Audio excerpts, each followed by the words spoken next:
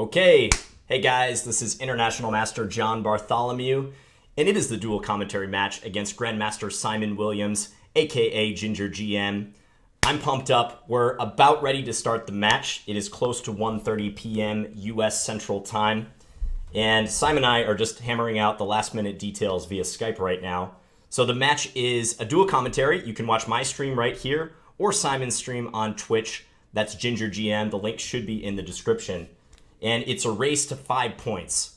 First to 5 points, and draws do count, as Simon just confirmed with me. And the time control is 3+2 Blitz, 3 minutes with a 2-second increment. How's it going, everybody? Just give me a shout out in the chat. Let me know that you can hear me and see me.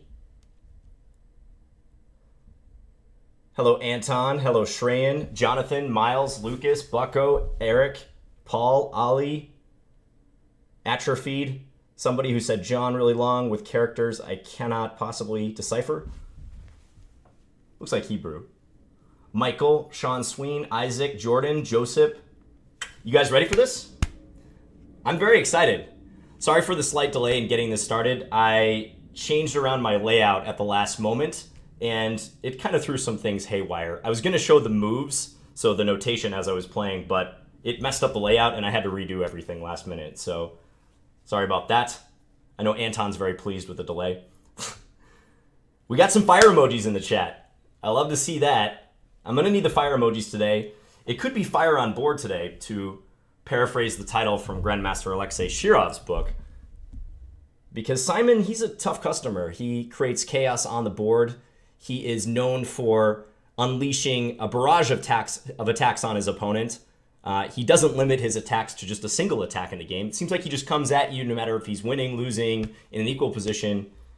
So this could be the irresistible force meets the immovable object. At least that's how people are billing this match. So we're going to be starting very, very soon. I hope you got your drinks and your popcorn ready. If you bet on blue shirt, you win. Blue's a pretty safe bet. I have a lot of blue in my wardrobe. I know you guys like to wager on what shirt I'm wearing for a particular video, especially dual commentaries. So if you chose blue with blue stripes, then you're correct. I got my coffee too, as always. Shout out to Starbucks. Still waiting for that sponsorship. Get at me. I don't usually go this big, but on match days, I gotta go big. It is the afternoon. I've been awake for a while. I worked a little bit this morning. I just went to the gym. So I'm actually a fan of doing a bit of cardio, so getting in a little bit of a workout before playing chess. This just sharpens my mind, I've found. I play a lot better when I've exercised the day that I'm playing something substantial. You shouldn't over-exercise, but getting the brain working and getting some oxygen to your brain makes a lot of sense, and exercise can do that, especially cardio. Did I say unstoppable object? You guys know what I meant. Yeah, Simon billed this match as the robot versus the animal. Robot versus the animal. Oh, I gotta tell Simon that I sent him a friend request on chess.com as well, so we can find each other a little bit easier. I'm just watching this game at the moment before we start up here. Ellis says, John worked out and Simon went to the pub before the match. That's funny. I did see that Simon posted a pic from the pub no less than about an hour ago. So I've got my workout and my coffee. Simon's got his adult beverage, probably. I can't watch his stream, but as I said at the start of this, I'll just repeat it. You can watch my stream or Simon's stream. It's a dual commentary, race to 5 points, time control of 3+2 Blitz. So buckle up, get ready.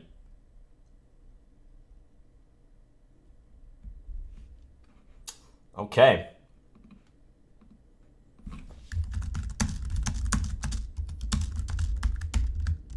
Just telling Simon I'm ready when he is, and good luck to him. No warm-up games this time. Maybe I should play my customary warm-up bullet game, which I tend to lose on the day of dual commentaries, but not going to do that. We're just going to get right into the action.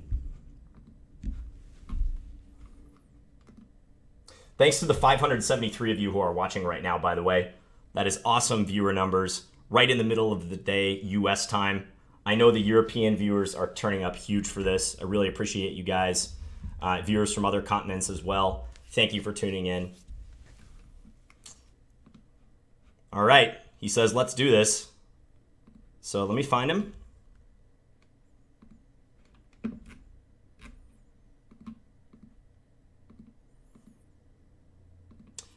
Got to work out those first game jitters. Very important. That first game is just, it sets the tone for the match, both psychologically and objectively, what happens on the board.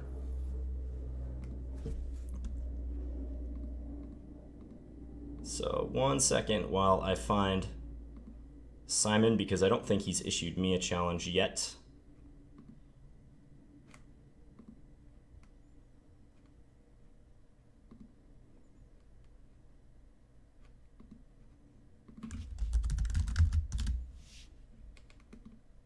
Oh, he just sent me one.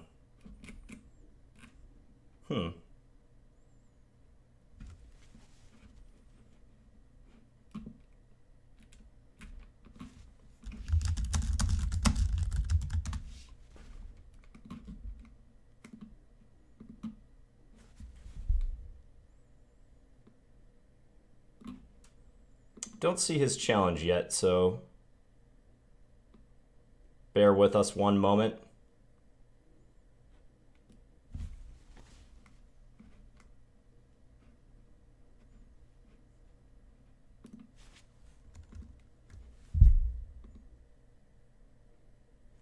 I just sent him one too, so I think we'll be good to go in just a second. Okay. And here we go. I'm opening with D4. Good luck to you, Simon. Grandmaster Ginger GM. Let's play C4. I expect him to go for his customary Dutch. I did do a little preparation, as in I looked at a couple lines for about 10 minutes. Nothing substantial. Okay, G6. That's interesting. Just making sure the board is displaying properly. So G6, he's going to fianchetto that bishop, huh? So I can play the knight to H3 or F3. Both are options. And what I'm going to play first, I'm going to play B3 and stay flexible. And I'm going to try to put this bishop on B2. And I know he likes to go for D6 followed by E5, so I'm just debating how I want to handle that early on. Let's put the knight on F3. I feel like with his bishop on G7, that's probably the appropriate way to do this thing. So, all right, castle. And A5. Striking with A5. Interesting. Let's play knight BD2. I'm going to try for queen C2 followed by E4 and try to bust this open in the center. But he's going to beat me to the punch. All right. Okay. So let's proceed as planned here. Queen to E2. I think I'm going to take with the queen. I think I like that. He's built up a bit of a time edge already, but the game is young. The game is definitely young. So he's getting ready for E5. If I play E4, okay, it's interesting. Let's play rook FE1. Just gearing up for E4. We'll see if he goes ahead and pushes here.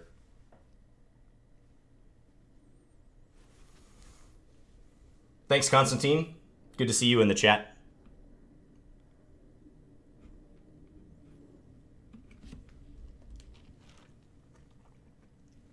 Simon and I very close in blitz rating on chess.com, 24-16 versus 24-26.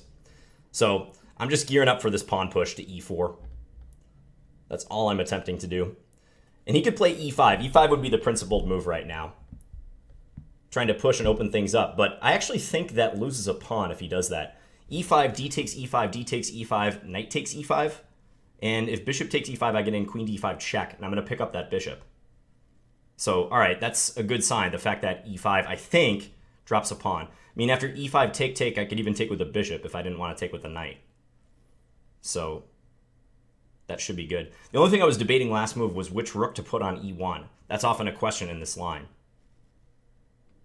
In the Dutch. Okay, so he's going to let me play E4, and I definitely think I should take that invitation. Wow, he's going to go F4 and just push past. Okay, yeah. Interesting, because after takes, he probably is going to try to attack the pawn with his queen. I mean, I know this often happens in the Dutch. I'm just a little skeptical of him doing it here. I could push e5, but now let's take this pawn. He could also play bishop here, bishop h6, but now he goes with his knight somewhere. Okay. Maybe f5 now? Pawn f5? Or e5 if I want to try to break it open, but e5 he is going to play knight h5 is the thing. d5 also kind of comes to mind. So f5, knight h5, take. I think I'm going to go for f5. Let's see how that works out. And I'm expecting knight h5 here, because I think he wants to focus in on this f4 square. Yeah, he does play that. So do I take on g6 or do something else? Let's take on g6. And if he takes back with his h-pawn, I'm thinking e5 might be a good move. Or king h1 even. But no, he's diving right in there with the knight. He is undeterred. Okay. So that's quite interesting. So if I take, is he going to hide his king? King h8 perhaps. Well, I'm going to take. Someone said John is going to be up a pawn out of the opening in every single one of these games, and that prophecy is looking correct so far. Okay, so I'm up material, but no doubt he's got some compensation. Looks a little scary. I kind of want to go h4 and put the knight on g5, but I got to be careful how I execute this. e5 also comes to mind. Let's go for e5. So trying to open the center. I want to block this bishop. I don't want him to get e5 in. I got to watch my time too. That's very important. We are playing with a 2-second increment, but the time is going to be a huge factor. Okay, queen over there. Now what? Knight g5 maybe? Knight g5 followed by h4. Yeah, let's do that. Ah, but he can play queen h5.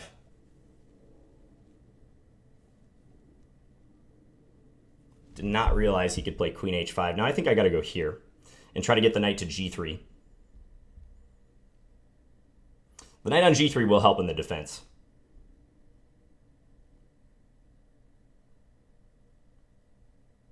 I was only expecting queen g6 on the previous move, so I missed that he could play this. My position might still be fine, but no doubt it's a little scary. Okay, let's go here. Attack that queen, just see where the queen wants to go. Get it to declare its intentions. Okay, let's take now. And let's see if he takes my bishop and then plays b6. I think there's a decent chance of that happening.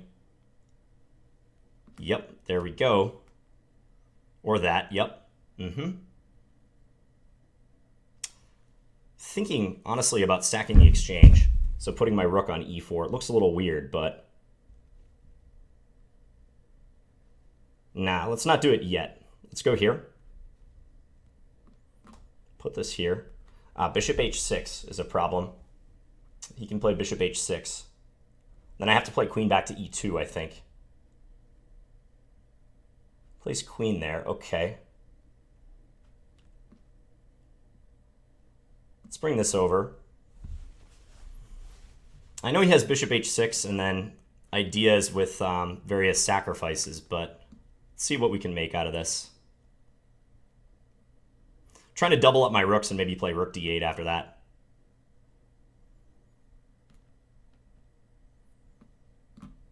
Not gonna lie, I'm under heavy fire here. Rook takes f2 probably. Nearly just crushing. Yeah, rook takes f2 is bad news for me. Queen there, okay. He has rook takes g3. Yeah, I gotta give up my queen. But that's gonna be checkmate. Very nice, I'm gonna let him mate me. That was a nice attack by Simon. Yeah, queen g2 checkmate. So Simon takes the first game. Yeah, I got defeated tactically in that one. That was a nice attack. So what happened there? Let's just deconstruct that for a second. So I feel like I had a good position. I was up a pawn here, but his knight is coming into f4.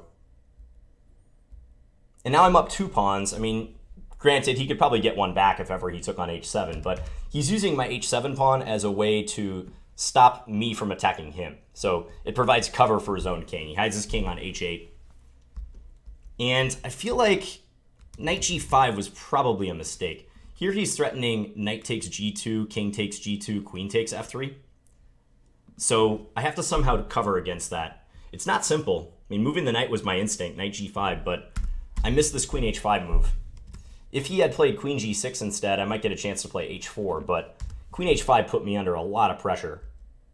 Because now, after all this happened, I mean, even with my knight coming back to g3 and me taking here, I was weak on my light squares. You can see my light squares have been compromised. And despite being up a small amount of material, I feel like this is just much easier for black to play, unfortunately for me.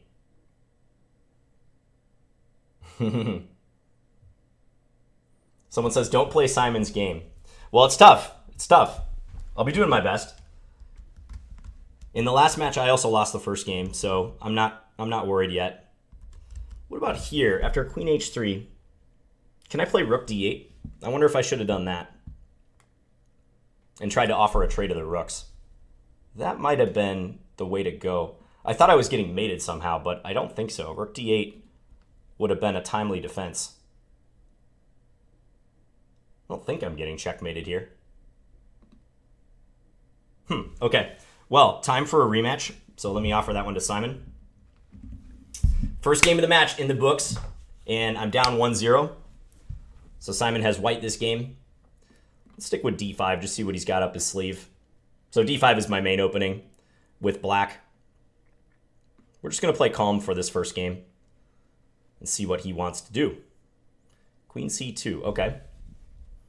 Yeah, played against this line before. Let's take.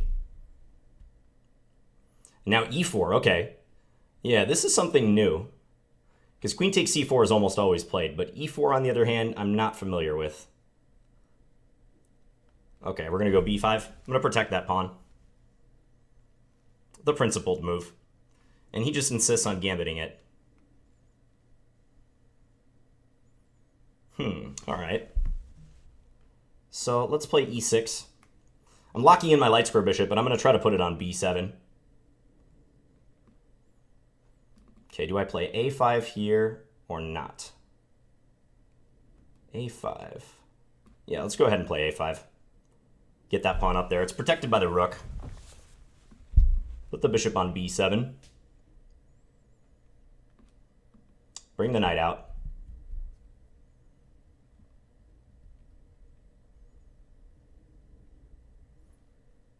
Okay, bishop e7 looks normal. But he can play e5 after that, so maybe I should put my bishop on a different square. Bishop e7, e5. Knight there. Take, take. That should be okay if I want that. But I'm not completely satisfied with bishop e7, e5. Bishop b4 is the move I'm thinking of right now. Yeah, let's try that. So if e5, I'm actually going to take on c3, I think. And that might compromise my dark squares, but he can't land a knight in on d6 in the near future in that case. So this is interesting.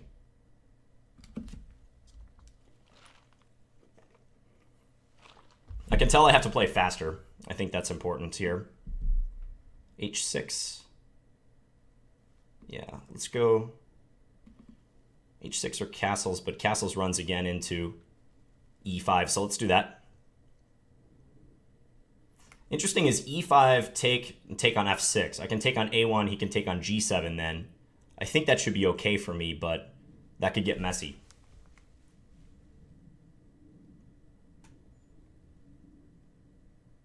And you can follow the match score right here, by the way. These numbers, up and down.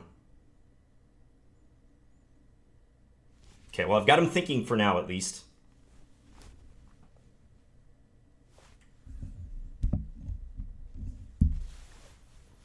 He's all blocked up on the D file, so I do like the fact that there's many pieces in the way. He could think about a break like D5.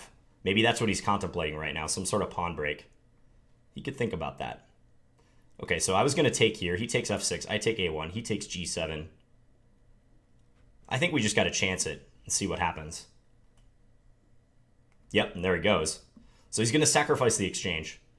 And I wonder if after this he's going to take on h6, because that's very interesting. This bishop is trapped.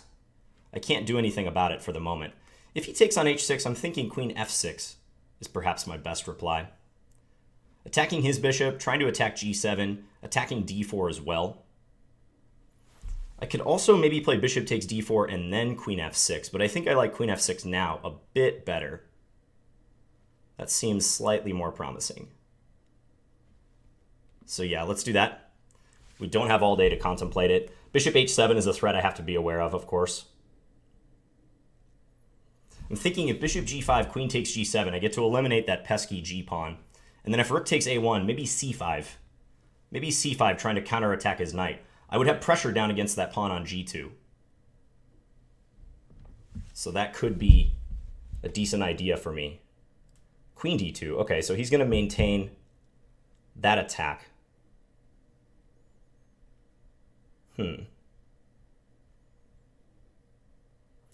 Rook takes g7, yes or no? Or bishop takes d4. Bishop takes d4, bishop, knight takes, queen takes, bishop h7, trade. That I'm not sure about. Actually, no. I'm going to go for this line. Now bishop h7, just right away. Okay. Take here. Yeah, let's take like that. Gotta watch that time. I'm behind on the clock. Pre-move that. This bishop is hanging. Okay, so if I take, where is he going?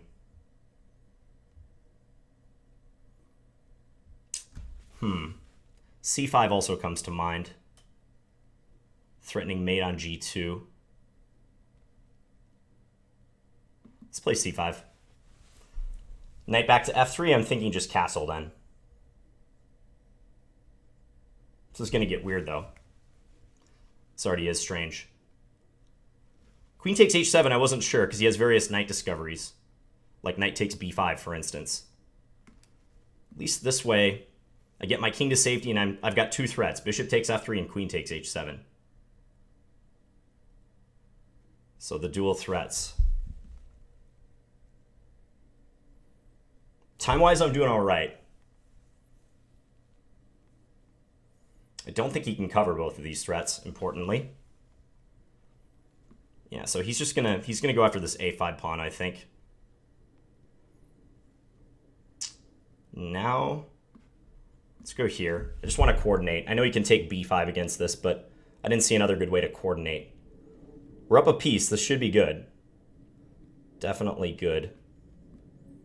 Let's look for a trade here. Bring this up. Hide the king a little bit. I want to go c4 if possible. Let's go here. Looking for rook takes e1.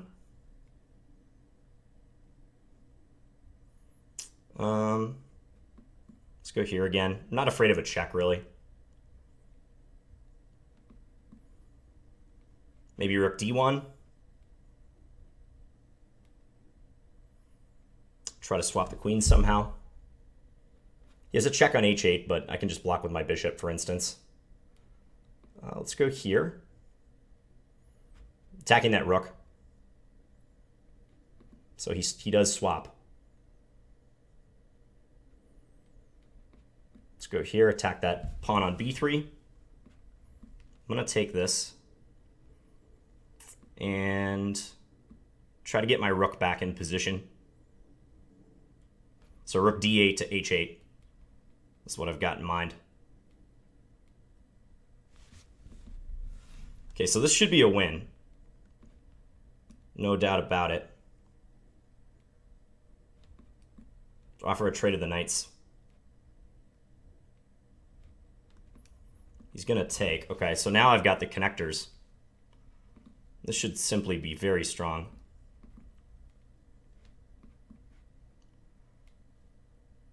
Let's go here. I'm just going to try to blockade his pawns first and foremost.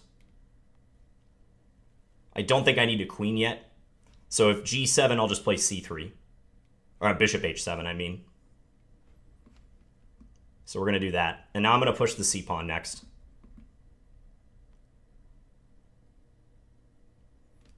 And that should be sufficient. Okay, yeah, he resigned. Okay, that was a wild game again. So, where did this one sharpen up? Well, Simon sacrificed a pawn out of the opening. This looks like a little bit of prep by him. This queen c2, d takes c4, e4 line. And this got insane. So I played in principled fashion. I played b5 defending the pawn on c4. And he went b3, making it a pure gambit. And when he plays b3, he's just agreeing to play the position a pawn down. But he has an imposing center. He's got pawns on e4, d4. I'm not behind in development per se, but my development is more cumbersome. That's for sure. You can see his pieces just fluidly come to the center, whereas mine are a little clumsy because I have a bishop on b7 that's blocked by this pawn on c6. In retrospect, I think I'm happy with this idea, bishop b4. It's not the normal square for the bishop in this line. Usually you'd put the bishop on e7 instead, but I was trying to take some measures against e5. So that's why I put the bishop there. So this is where things really kicked off. When he goes e5 and when I take, which is an in-between move, if he goes bishop takes c3, I was going to plant that knight firmly on d5. But Simon, true to his nature, he sacrifices material. He takes on f6. I take on a1. He takes here. And now the position is just anyone's guess. I mean, I feel like I'm better here, but I don't know for sure. Because he's got that strong g-pawn, but I can always eliminate it. I can always take on g7, as I ended up doing. Yeah, and now he dared me to take the bishop on h7. The thing I was unsure about, though, is what happens in the case of this. Knight takes b5. I was even looking at castling here, but I'm just not sure about it. It looks scary. Knight d6 check, knight takes b7, queen takes a5 stuff. I wasn't liking the look of that. So I made the judgment call to castle here in that particular position. Or, sorry, I made the judgment call to play c5, finally opening my light square bishop towards g2, threatening mate in 1. And then after knight f3, then castle. And I know I have all my pawns on the 5th rank. It's not like my king is super safe, but he's losing a piece here, I think. I guess he could try knight g5. I wonder if knight g5 is a move that both of us overlooked. I do have f6, though, in that case. Yeah, and his knight would be forced to move. Okay, thank you. So if you just got here, the score is 1-1, as you can see in the upper left and the bottom left corner. Brad says I was never worse that game. Well, I hope so. Okay, rematch coming up. Let me send it off to Simon. I'll have white in this game. I think I'm going to repeat that same line. I like the position I got last game, so I don't see any reason to deviate from it. I just got to do a better job of controlling his counterplay, right?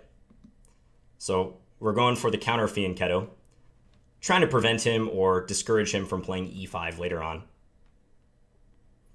Okay, knight there. Could also play knight fd2. Knight fd2 is interesting in this position as well. But now I think I'm going to stick with the same thing.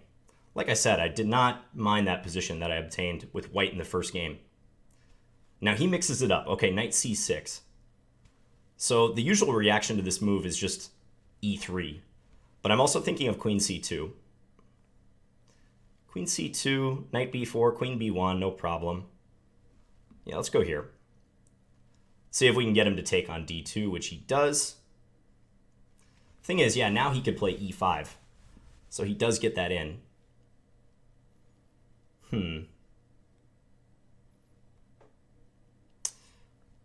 E4 is coming.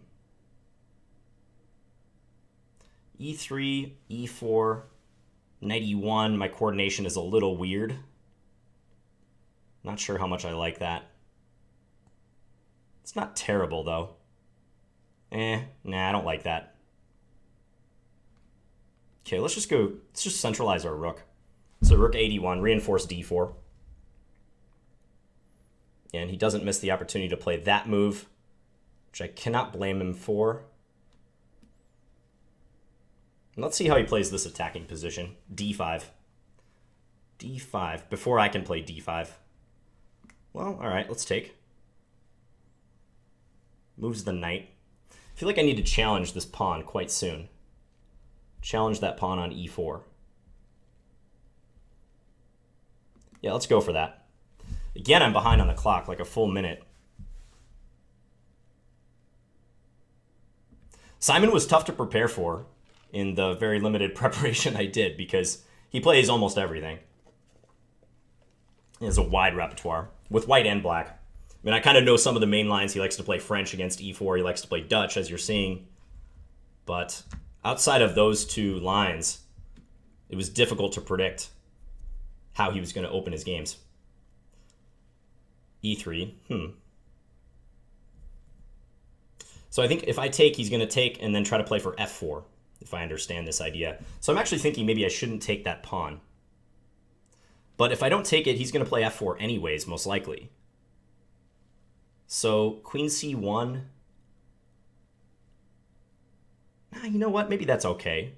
Okay, I'm going to take.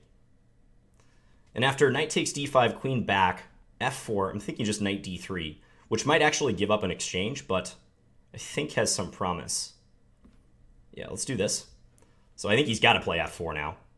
He does. Yeah, and let's do this. So I'm daring him to play knight E3 and just go after an exchange.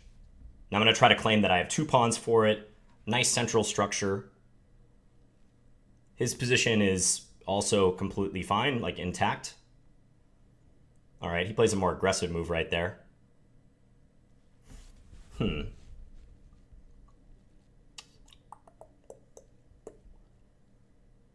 Yeah, that knight is a killer on D5, no doubt about it. It's a very annoying piece. I think I got to take here. That could be trouble though, right? Take, even rook takes. Pawn takes, bishop takes, queen up. He always has bishop E6 ideas in mind.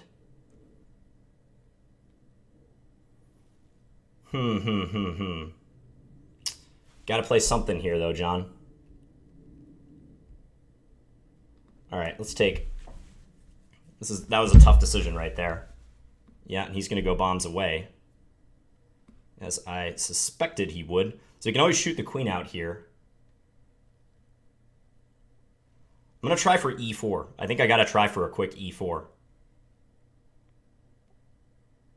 Look to get this move in at all costs. If queen H4, I got to play H3, I think.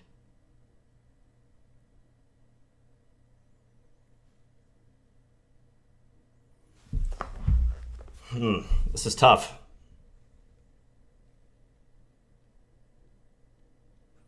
Yeah, I got to do this now. He can play queen G3.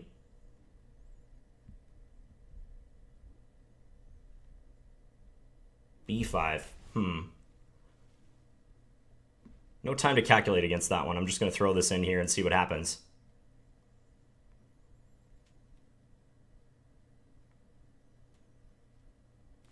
Attacking A8, attacking E6. I'm attacking everything, but what to do? Okay. Let's take this guy first. Now what? Let's try to go here. So I'm up a lot of material now.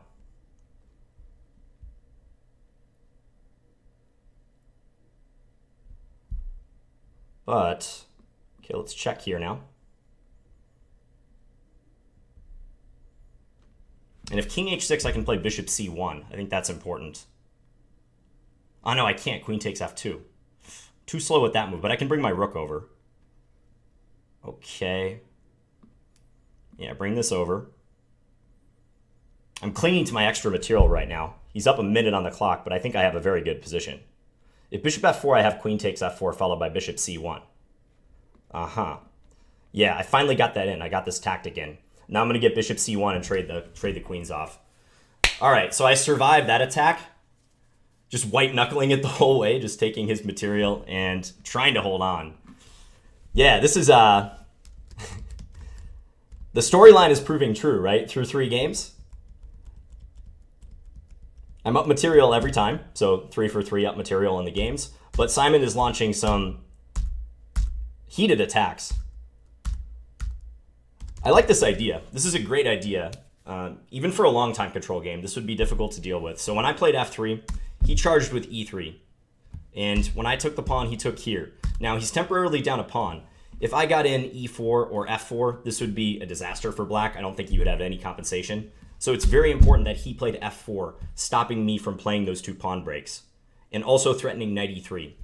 So I tried to parry by playing knight d3, idea being if he jumps into e3, I was going to take on f4, and he could take one of my rooks, but then I would have 2 pawns plus a minor piece for the rook, and he wouldn't have much of an attack to speak of.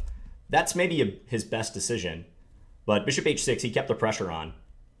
And then I took on f4. This was a very tough decision because I was already under a minute on the clock, I think, at this point. So who knows? Who knows what's going on here? Certainly in a fast game, I think black has a lot of chances. Black being up on time, he's the one attacking. He's got minor pieces and a queen that can join in quite quickly to attack h2. Fortunately, I had some defensive moves. And I did work out a few variations. I have a feeling after rook f2, I'm probably holding. I think I can hold on in this position. Maybe he should play bishop takes g2 here, though. Bishop takes g2. Because then I was thinking rook takes, but that's going to run into bishop e3. Nah, but even something like that, I have a feeling I can defend. So check, I have to run this way. He even gets in this move and then takes the rook. But the thing is, he's down a lot of material. Also, this rook is hanging at the end. So thanks, Joe. I'm glad you're liking the match so far. This is getting spicy in a hurry. Very spicy. 2-1. We're playing a race to 5. Let me offer the rematch. Someone said bishop e3 check instead of b5. Yeah, that was a key moment as well when he played bishop e3 check there. B5 instead. So right here. Bishop e3 and then knight f4. Aha. Yeah, that's a strong idea. So whoever pointed that out in chat, I think you're correct. So something like that, let's say king h2, knight f4. That would have been nasty. Then he's attacking my queen, and there's tons of heat coming down on h3. Don't think I could survive that. Yeah, that would be boosto for me.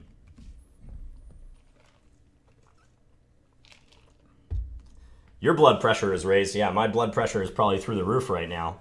Got to get one of those cuffs on me right now. That would be cool, actually, to play with one of those and relay the information to the stream. That would be very interesting. We're up to 924 viewers. This is amazing. Thank you guys so much. And again, for a middle of the day stream, this is that's not on the weekend. That's incredible numbers. So really appreciate it. And just another announcement, you can watch Simon's stream too. So if you're watching my channel, you can also check out his twitch.com/gingergm. Links in the description. So I challenged Simon, but he might be analyzing the game a little bit, lamenting where he could have beat me.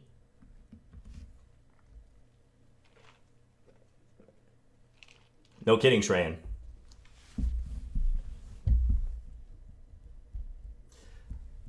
One thing I have noticed, I have to play faster. If I get into situations like that and just rely on, my cunning and time pressure, because I'm pretty good in time pressure, but I can't do that consistently against a great attacking player like Simon. It's not going to work.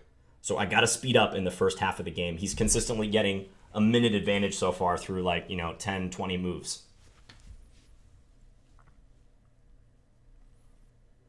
Someone said Simon hates himself for missing knight f4. Yep, that would have been it right there.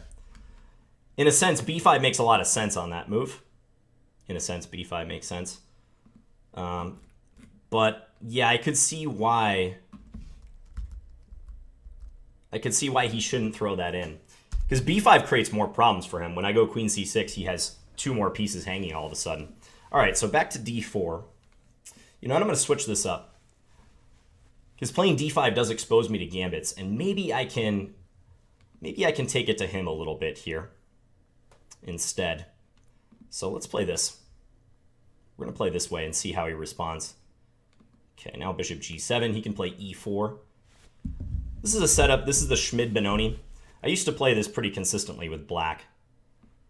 So let's play knight bd7, and then we're just going to castle. I think we're going to see a slightly more calm game this time. I could be wrong about that, but that's my blind read of how the game might go. Pawn structure is more locked. It's more about maneuvering for the respective sides. I played this exact position before, although it's been years. Black's plan is to try to organize b5, so I'm going to try to go rook b8 and then pawn b5 in the coming play. Okay. That's not interfering with my plan so much. The bishop is well placed here. So he's going to be okay with that. Okay, I think he's going to try for bishop h6 ideas. But I think I should still try to get this move in. Bishop h6, yeah, he's going to try to do it. Let's keep pressing with b4. Doesn't take yet, so maybe knight f6 and try to harass this pawn.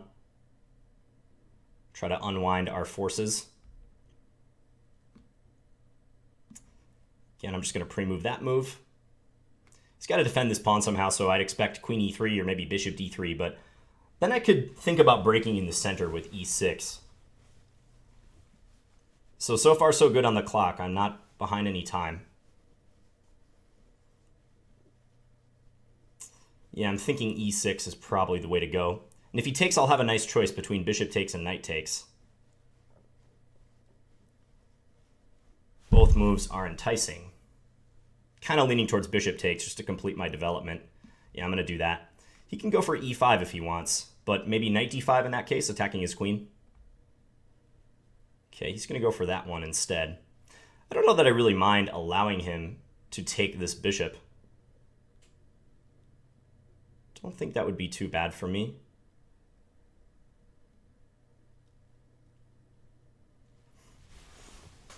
Might swing the queen over and try to cause some trouble, though.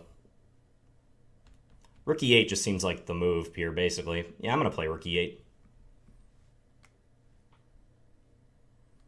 Still looking at ways he can try to play e5. I have knight d5 in mind. I have taking in mind. He might go e5, d takes e5, queen takes c5. But that doesn't look that bad for me. Maybe knight c to d5 in that case. f4, all right. Here we go. Bishop d5. I'm going to play h6. Kick his knight back. Now, do I take with the knight or with the rook? Both moves have their selling points. Rook takes, I get the immediate pressure there, but e5 probably will be played in reply. Knight takes seems more coherent. I want this d4 square. He might even consider playing c3 to keep me out of there. And he does. Let's take that. He's got to take back with a pawn. Can I go knight takes e4? Knight takes e4, queen takes e4, knight d4 is a nifty idea. Very nifty. Think that's going to work. Yeah, let's do it. I'm all lined up on the file. So I think this is the time to strike with this move. He can play f5, just keep forging ahead here, but I can move one of my knights. Should not be a problem.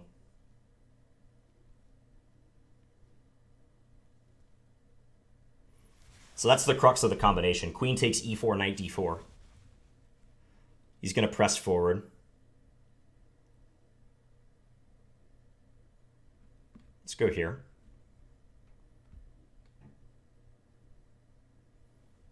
So now I'm looking at various discoveries against his queen. Not seeing anything super tempting, but actually maybe this one. Yeah, let's do that one.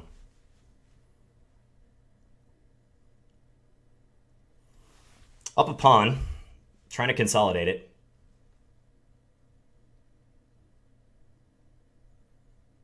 We're on his queen. Just sink this in. He takes, all right. I think he wants his knight up. I think he needs his knight in the action soon. So I wouldn't be surprised to see knight e3, although knight g3 is a tempting counter idea.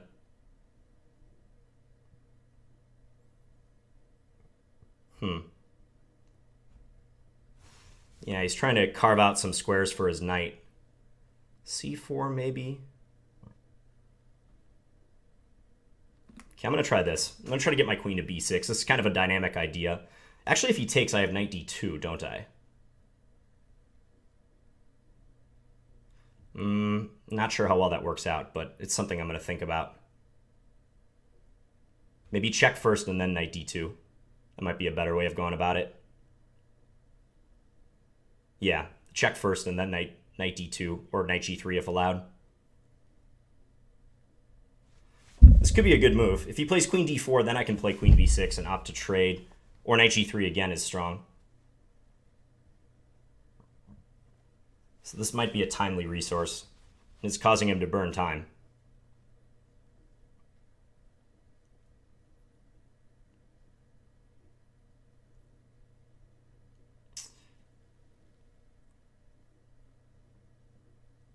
What's he going to do? Okay, so knight g3 now. Knight g3 looks good to my eyes. Yeah. Attack the bishop, attack the rook. Queen b6 was the safer option there. Ooh, that move I completely missed. Did not see that whatsoever. I guess I gotta go here. If he takes on c4, d5? Just completely missed this idea. Now rook takes f6 is good.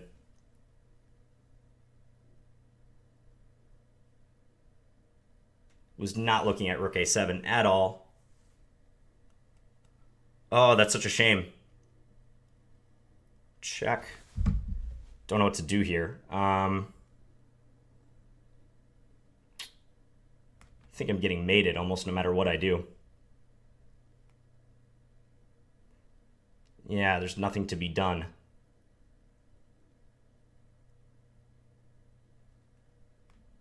All right, I got to take, but yeah, he's taking on g6 and then I'm getting mated. Or even, yeah. Oof, yeah, that one hurts. I was cruising in that game and I blew it. Completely missed rook a7. That rook a7 move was there for a couple moves, wasn't it?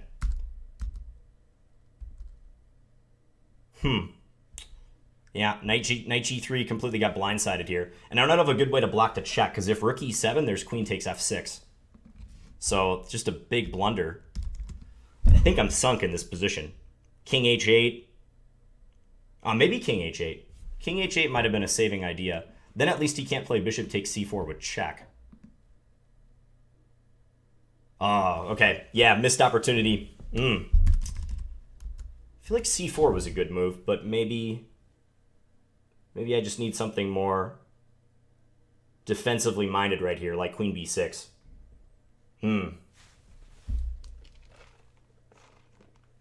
2-2. Rip John is right.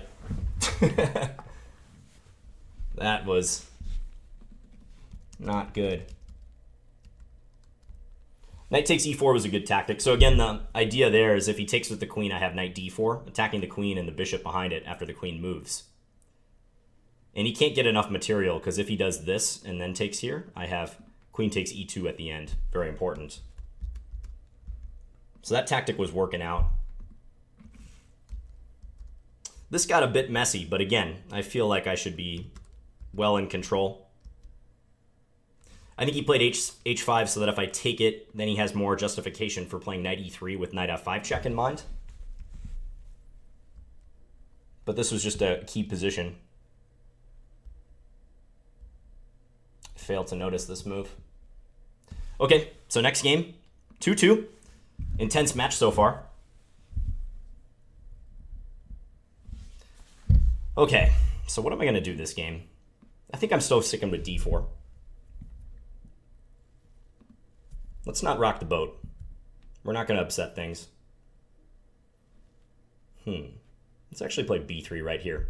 I'm going to keep my c-pawn back for the time being and see how he reacts. Might not phase him at all, but we'll see. D5 is interesting, but I think he can just take with his pawn, no problem. So let's keep doing this. I'm going to go here.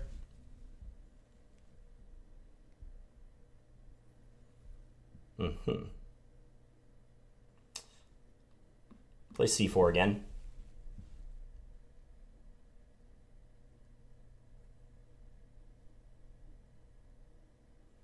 Okay, this time I'm going to play E3. I played Queen C2 last game. I think I'm going to mix it up and play E3 this time around. A little more sturdy in the center.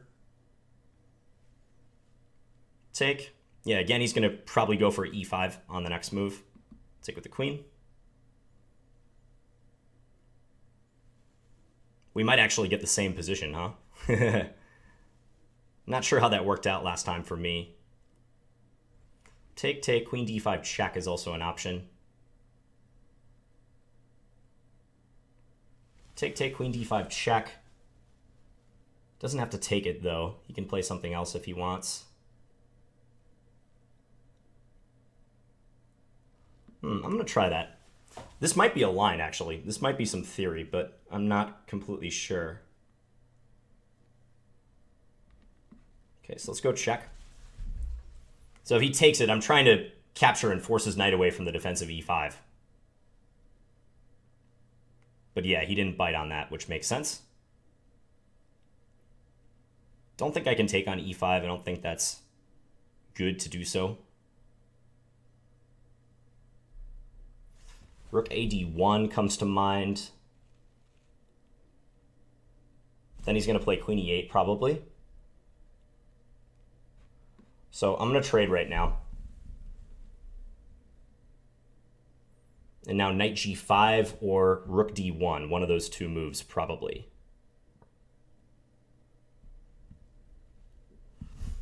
Let's play rook d1. I think I like that a little bit more. I just didn't want what happened in the last game to happen again, where he got in that d5 idea. That seems like an idea he's much more familiar with than I am. I need some time to look at that. Okay, so e4, knight g5 again comes to mind. Lots of knight moves come to mind. e4, he can play f4. He can always push past. Let's try this. This is interesting. We give up control of d4, but I'm trying to prevent him from playing e4.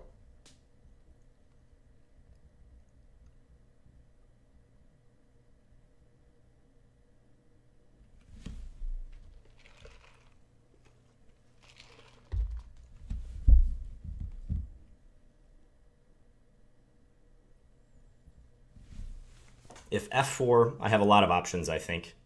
Maybe even h3. Just to stop the bishop from reaching g4. Yeah, let's do that. Nice and simple. Most likely he should just complete his development. Get the bishop to e6. But I have this annoying knight g5 move that I might launch at a given moment. Okay. So he's covering against that. I'm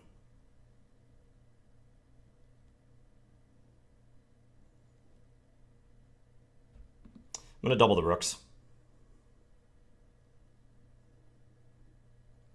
He's pushing.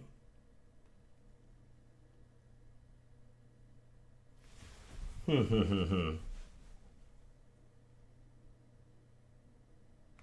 take. See which way he recaptures.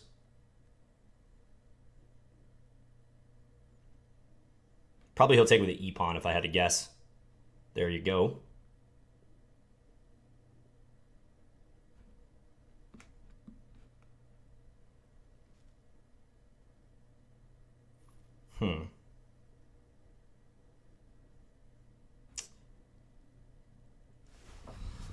Knight here, he can play knight e5. That's the thing I don't like. So I'm going to bring this guy behind. 22 seconds left, though. I gave him knight e5 again. It's not terrible. I can play my knight to f3, but don't think I should have done that. Yeah. I'm going to go here.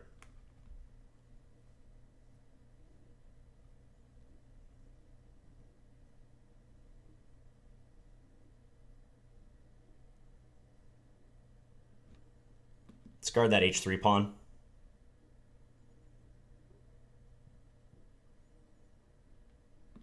Let's go c5. I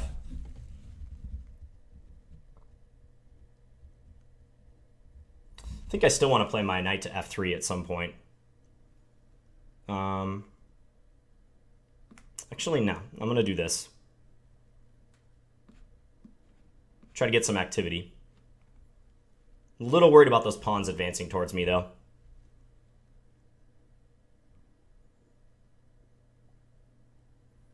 Trying to attack some of his weaknesses. Check, check. Okay, let's check here. If king g5, I have rook f5. Very important, I think. Let's see if he sends the king all the way into h4. He very well might.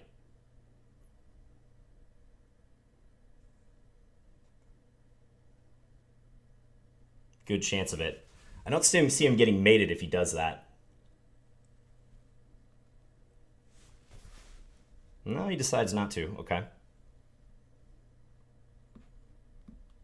He's trying to activate his knight.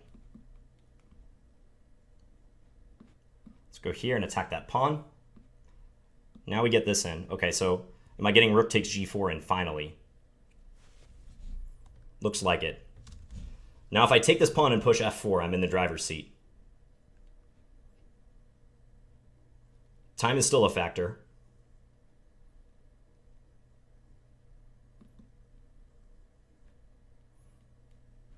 Let's go here.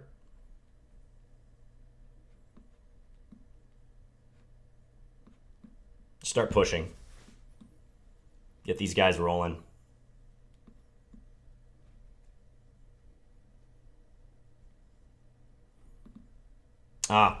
Drop that pawn.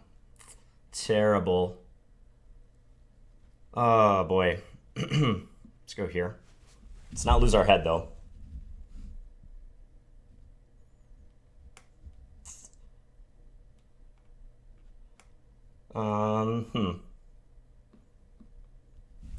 Yeah, this is bad. Now he can take that pawn.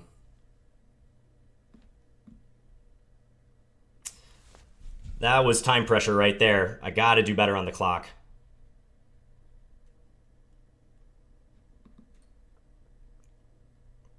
Not happy with my time management. This is a very tough ending to defend all of a sudden. Down a pawn.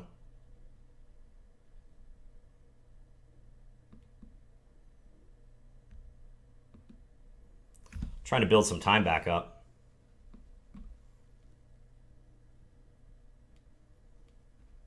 Let's go here.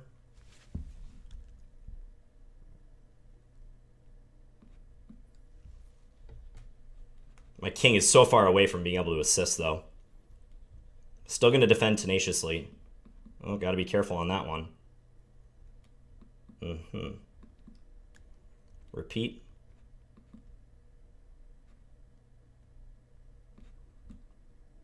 Okay, so I got a pawn back, but still looks rough.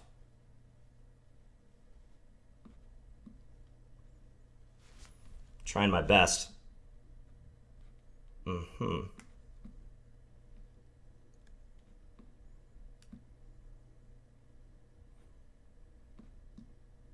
Knight e2. Yeah, resign that. Ooh, that was brutal. Another game where I blew it. Let's see where that happened. Let's replay my agony. So I've got the two connected pawns, but I have to be very cautious about how I advance them, right? e6 ran into knight takes f4. I saw that f5 was going to lose the e pawn, so I instinctively moved the other pawn, but I need a rook move to defend it. Like rook f6, for instance, looks okay. Even then, I mean, he's He's attacking with all 3 of his pieces, rook, king, and knight. So that's a bit tricky to negotiate. Yeah, and after this, it's an uphill battle. And I had almost no time. Bishop takes c6 was a cute way to try to get something back, but it's even this is not looking good for me because a2 is so weak. My king is perpetually cut off. There's all these knight forks I have to examine every single move. I had rook f5, winning a knight. Did I not see that somewhere? That must have been earlier, right? Ah, yeah, right here. Yep, rook f5 check. And that's a knight right there. Brutal. Okay, so we're down 2-3, but I feel like I've been playing decent moves. Just the clock is the thing that's killing me every game. This line, I don't know if I'm willing to repeat this line. I feel like he got a decent game out of this. Yeah, probably it's not worth repeating this one. All right, let's offer the rematch.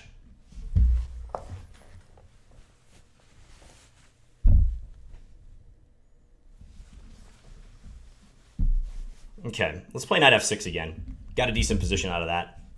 And he's going to go trump. Okay. Let's play d5. And if he takes, we're going to take with the e-pawn. Okay,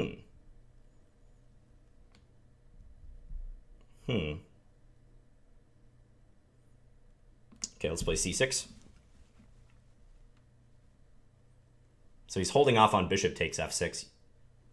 They're now or indefinitely. I'm still going to play bishop f5. Look to play e6 next. Now he might take. No, he doesn't. Okay. This looks like a little more calm, a little more my speed. This position. I'm going to take that guy. Bring this knight out. Develop this.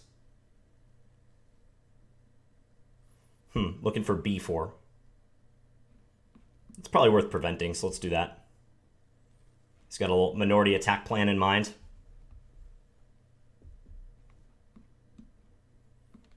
Quick and natural moves. That's what we're going for here. Try to swap the bishops. Attempt to prove that that's a weakness perhaps later on. Just castle now. Position's completely fine. Thinking about playing f5 to lock things up, and I think I will. f6 was also possible, but I like f5 a little bit more. And maybe later I'll consider playing c5, trying to strike at his strong center. My knight is a bit misplaced, but on the whole, I think this position is fine. He's got this nice diamond formation. King over, okay. I might want to play for c5 directly in this position. Yeah, let's do it. Gain counterplay ASAP.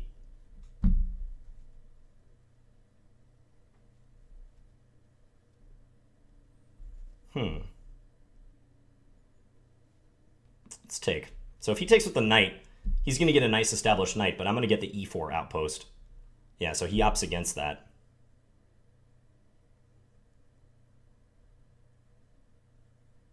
I'm going to play knight here. I'm curious if he's going to try to throw this g-pawn up the board or not. I don't think he will. I think he'll try to play more so on the queen side. Okay, against that one I was thinking this move. Try to offer a favorable trade of queens. So if he takes, even though I get doubled isolated pawns, I have pressure on his a-pawn. Pretty nice pressure.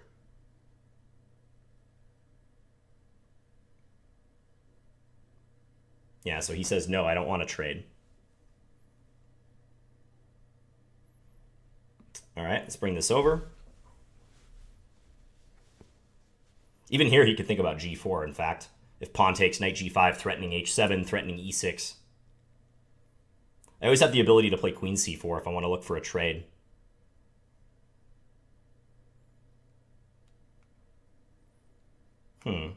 Let's bother him with that. I think he's going to play queen d2. Or Or queen there. Okay.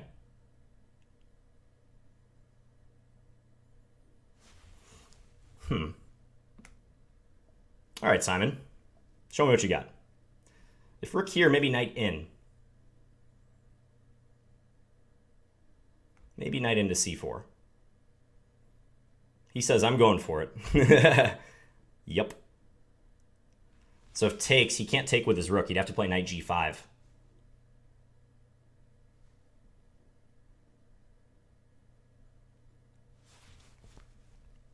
Okay, how am I going to navigate this?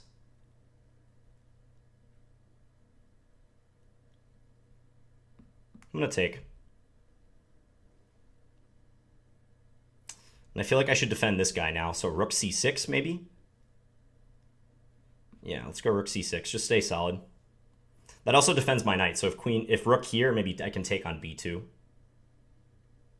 It's possible. He can't swing his queen over to h3, so that's nice. Against that, maybe g6. Yeah, let's play this. Just kind of a safe move.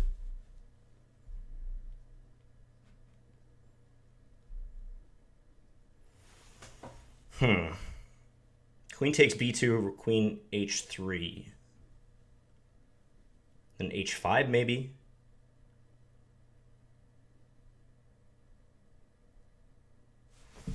There's also queen c4, but queen c4 looks a little slow to my eyes.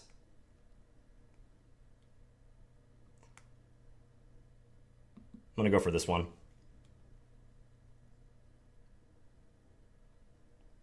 So queen h3, I'm going to go h5.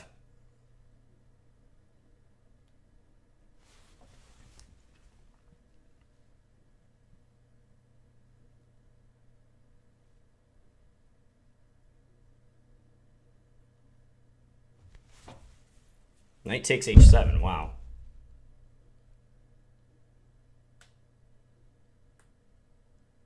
I think I have to take it. Am I getting mated? There, take.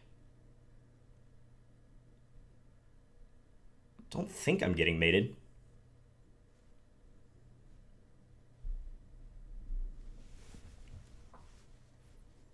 You can always play his rook over.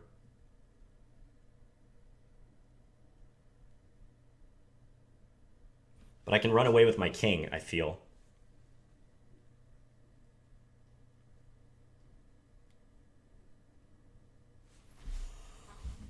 This is messy, though.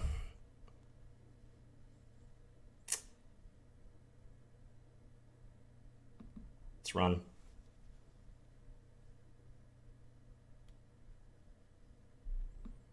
Let's run again.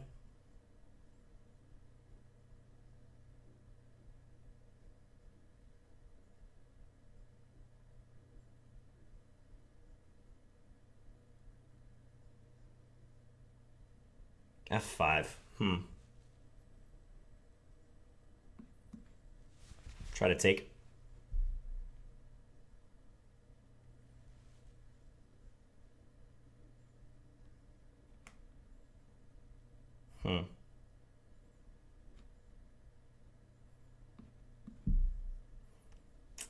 Trying to attack here, or defend against his attack.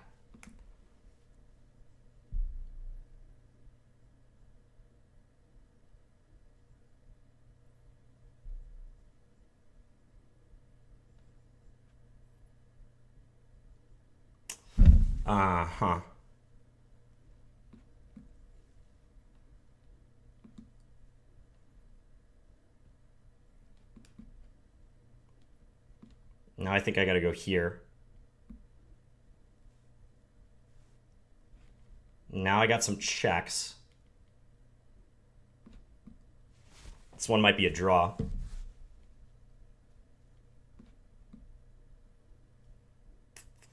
Ooh, I don't know if I can justify playing for a win here.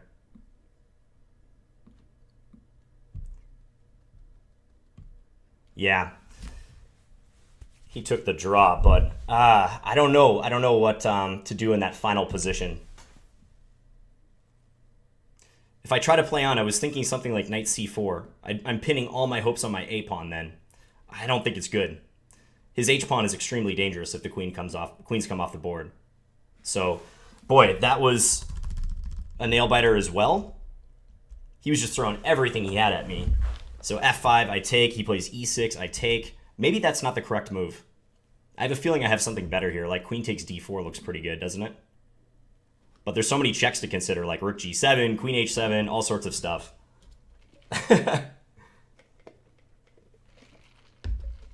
John, you missed queen c2 instead of running. Queen c2 where? This was a very nice idea by Simon, by the way. My king is walking a tightrope, and after here, I'm going to lose the rook no matter what. Wonder if there was a way he could have taken the rook with check. Like queen g7 could be played here, but I'm going... Also, what happens if queen h7? Oops. Sorry, queen h7. Idea, if the king goes here, he has rook g8 check. That could be played. I guess I have to run here, and then he takes with check. I'm surviving for the moment, but it's not pretty. I mean, his king is open, but if he can navigate the perpetual check possibilities, like maybe here, and then he always has queen f1, he might win this. So there's been several situations so far where I feel like his sacrifices are not sound, but they're complicated enough where I have to spend a lot of time figuring them out.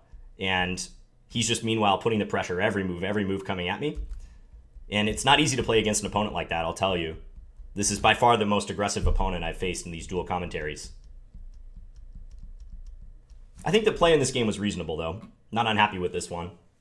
Got down on the clock a bit later in the game, but played the opening fast.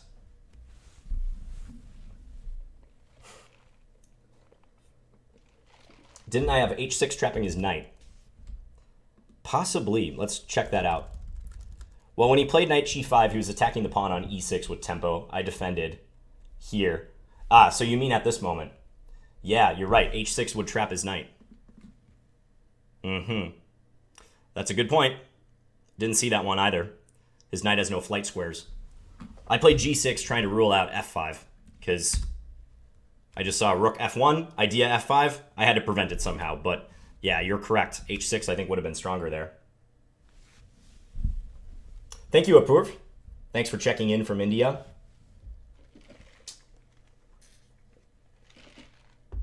How's it going, Skate Empire? Over 1,000 viewers right now.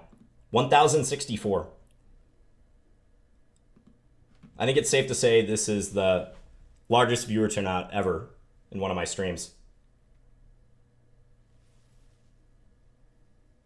Okay, so it's still very much a match. 3.5, 2.5. I got to figure out what I'm doing in the next game. d4 hasn't been giving me much. I've just been bashing my head against the wall against the Dutch. I'm thinking about switching it up and playing e4. Would you guys like to see that e4 game? I'm considering it.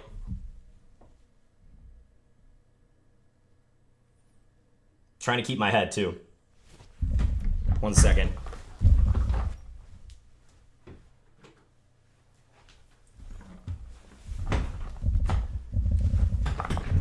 Okay. Where are you at, Simon? Let's do this.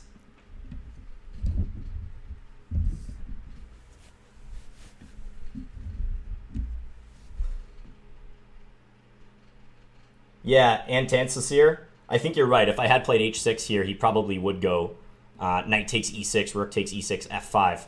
But being up a piece, I feel like I should be able to weather this storm. But, yeah, some slight problems against these pawns.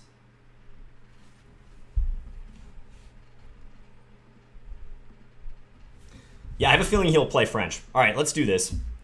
I've actually been playing e4 with some level of success recently, so let's try to keep that going. He's going to go Sicilian. All right. Not sure what line of the Sicilian he plays. Probably Dragon, if I had to guess. So let me just think what I want to do against this. Yeah, let's go for this.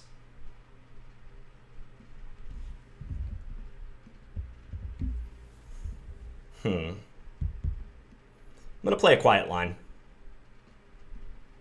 We're not going to venture into anything too crazy. Just pull my knight back to b3. and then bishop g5. Often with the plan of playing f4. Let's play king h1 first, though. Just hide our king. We're going to go for f4. Yep, knight a5. Makes a lot of sense. I think I'm still going to play f5. We're still going to dive in. And I'm expecting bishop c4. Yep, just as he did. Maybe bishop d3 now. Yeah, let's do this. I want him to take and try to repair my structure. That would be nice if he was kind enough to play that way. Don't think he'll play it, but... So this is a mid-match adjustment I'm making, going to e4. My white games had not been going well in general, so I think playing d4 and facing the Dutch again would have been suboptimal.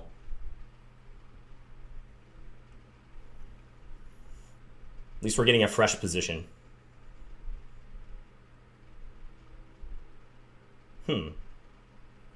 So is he going to go for g5 if I play bishop h4? And if I take, he's going to take with his bishop. He's got good dark square control then. But then maybe I can unleash some stuff towards his king, huh? Maybe, just maybe. Okay, let's take. See how he responds to it. So I'm thinking about playing pawn e5. Trying to put the heat on the king. The thing is, after e5 takes, bishop takes, he could trade queens, which I do not want. So maybe queen g4 first, huh? Queen g4 to start.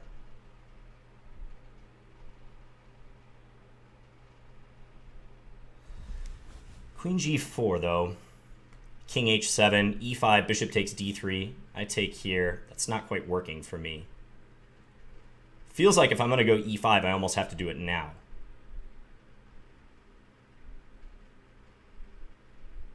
But the timing might be off a little bit.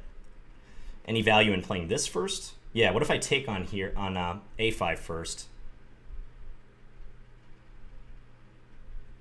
e5. Okay, I'm gonna do this. We're gonna see how this goes. He might even just take with a bishop. And then whatever I was just calculating is sort of moot. But then rook takes f8, I feel, must be strong. Let's go. We gotta win this game. White game, really important. Knight takes.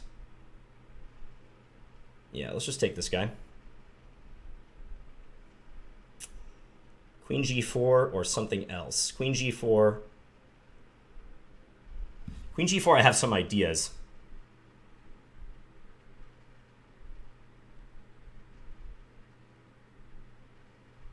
But they're a little bit slow.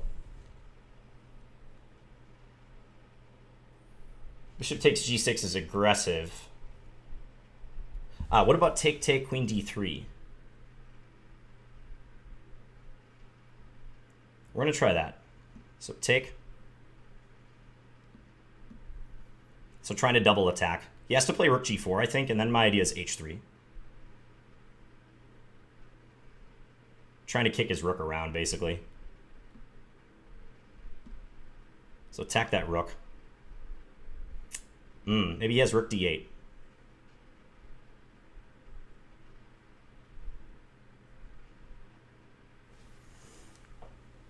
Could get two rooks against the queen, but I don't think I want that. I think I would prefer to keep my queen on the board. If rook g5, I have knight e4, so that's nice. Really, you're going to allow this? His idea is rook f5, perhaps.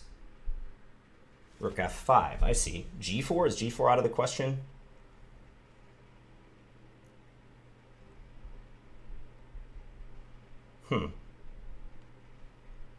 Okay, I'm going to play this move.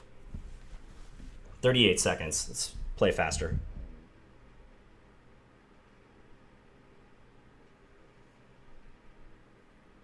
So I'm trying to take some measure against this rook f5 plan of his.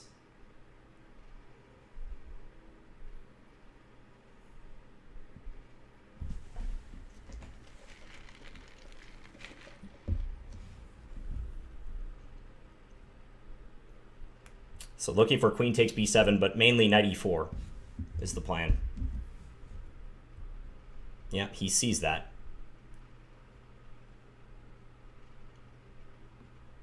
Swing this over.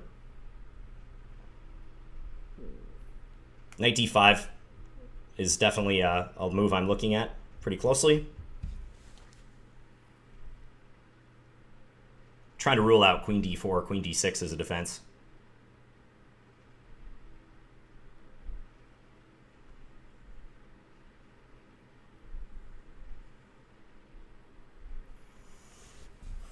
There's a lot for him to consider here. Many threats brewing for me.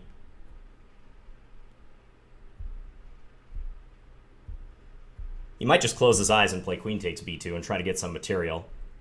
Let's try to put him in time pressure, shall we? That would be very nice if I could do that.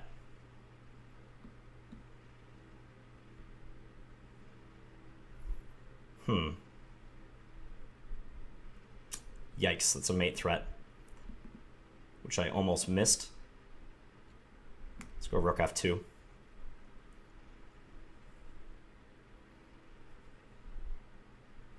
Still pretty pinned up here. Maybe bishop g7. Queen h4, okay.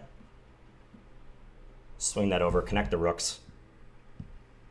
Knight takes e7, I have on deck. He's experiencing the time pressure.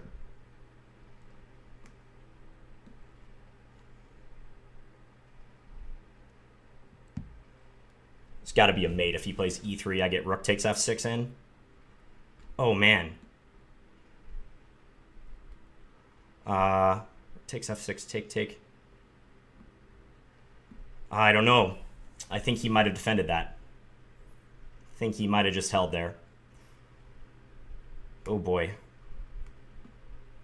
Let's go knight back to d5.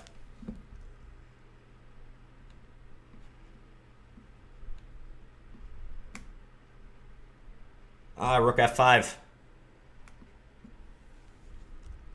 He had rook f5 there. Now I'm going to get mate on g8. Wow. Whew. He had rook f5 in the waning seconds of that game. Right here. I'm attacking his bishop, right? So queen takes f8 is the threat, but he could have played rook f5, guarding the bishop, simultaneously threatening rook f1 mate. And I wouldn't have time to coordinate my queen and my knight. Luckily for me, he did this, allowing knight f6, and now unstoppable, well, close to unstoppable mate on one of these squares. Wow. E3 was resourceful. I thought that move was not working. I thought I could take on f6. But do you guys see what his idea is? If I take here... Oh, I have mate here. I just didn't see it. Yeah. I saw that rook takes f6 was going to run into check, and I actually lose because of this operation. And now queen takes g2 mate. However, after rook takes f6, I can play queen d8, and then queen g8 checkmate. Whether the king goes here or here. Does not matter. Whoa, okay. That's the type of position I want, though. I was able to somewhat flip the script on Simon, and I was playing aggressive, I was playing dynamic, putting him under pressure. I sacked a pawn for perhaps dubious compensation, but you see all these defensive moves he had to make. He had to get his rook in an awkward spot, and even if I wasn't playing the best moves, he was burning time, I was making him think. That's what I'd really like to do. This is another exciting game. Every game is just a tactics training, a long tactics training problem. Drove says, why not queen takes f8? At what moment, are you wondering? Must be a little later, huh?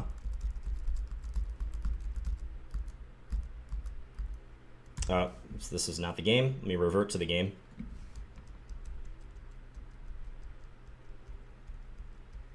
Yeah, I missed the hanging bishop.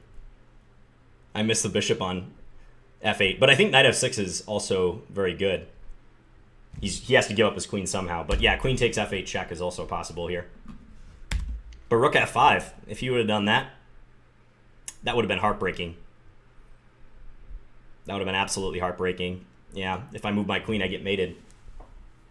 And he's covering the bishop. Whew. All right.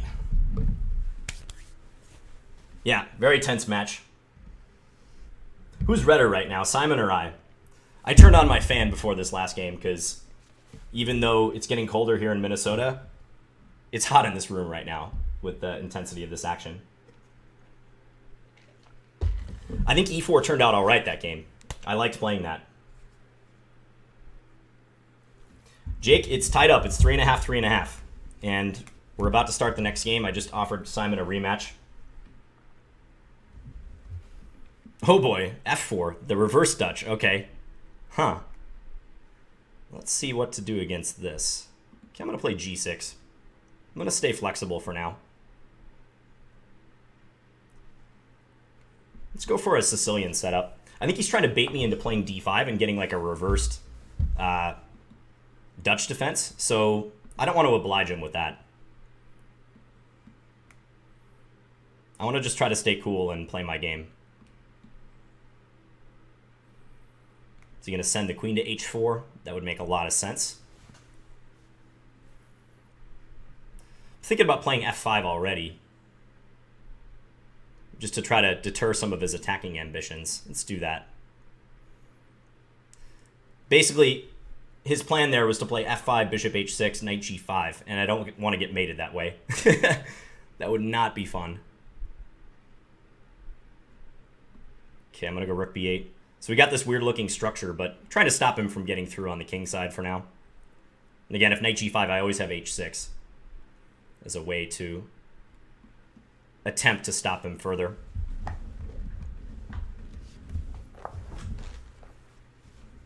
This is a fun match. I'm super nervous, but I'm having a blast, too, at the same time. It's so interesting to play players whose styles are just opposite of yours, and who are going to push you on every single game. Okay, so he's induced me to play h6. He's going to argue that that's a weakness. That's a concession by me. I'm going to keep plowing on the queen side. Try to make some inroads over here. He might consider c4, but I can keep going with b3. If the a file gets open, I got to watch out for that rook on a1. I don't want it making an appearance on a7, as in that Schmid-Benoni game from earlier in the match. Okay, so yeah, I'm thinking b3. I am going to open the file this way, but I feel like this is the ripe moment, a correct moment to try to blast open the position. Wow, and he just plays knight there. Okay, so knight d4 comes to mind. So does taking, of course. Knight d4, knight takes, pawn takes. Knight has to go back to a really weird square. I think d5 is also a possibility. d5 is very interesting.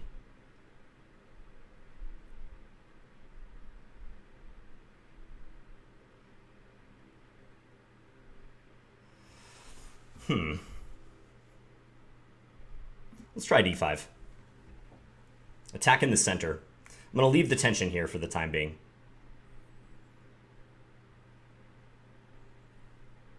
Okay. Now maybe knight d4? Knight d4, knight takes, pawn takes.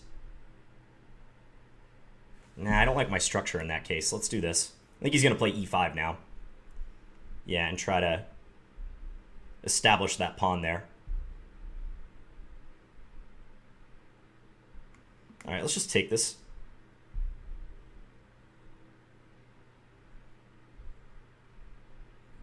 I'm going to go a5. I feel like my king is safe enough.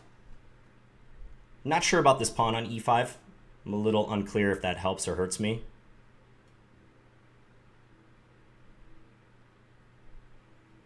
Let's go here. And if knight c4, I'm going to play bishop e6. Pin him up. Possibly take in the future. I haven't decided. He's going to maneuver. All right. Don't want to drop this pawn. So maybe king h7. Goes h4. Yep. Knight d5.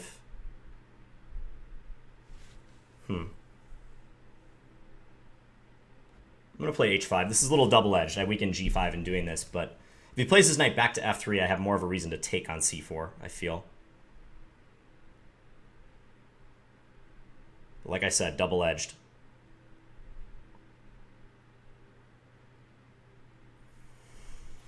And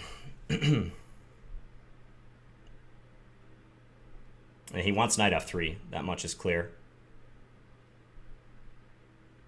All right, let's do this. If knight f3, I'm going to play my bishop up here and eliminate his knight when it lands on g5. This is kind of a battle of the knights in close, confined quarters right now.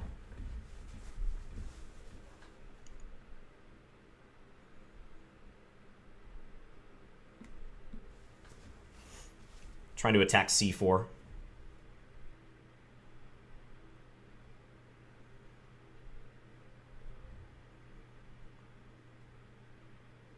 Knight in, okay.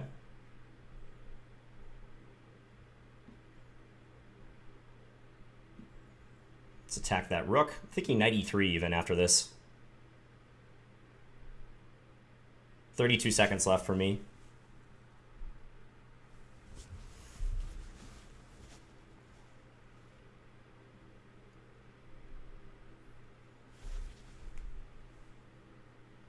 Actually, I'm nearly trapping his rook. Rook a4, I have bishop b3, don't I? Bishop b3. Change of plan? Yeah, looks all right. Let's do it. Okay, so we're taking that guy. Takes with the knight. Interesting. Let's go here. I want to get at b2, or I'm going to try to get at b2. Knight d4 also coming soon.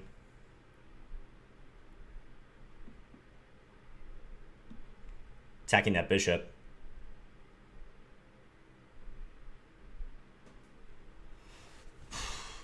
Yeah, and I'm hitting the pawn on e6. Very important. I might just want to take that pawn next move if given the chance. Let's play rook here. We're just going to play a safe move. Knight c6 that he doesn't have. It's covered. He has knight f7.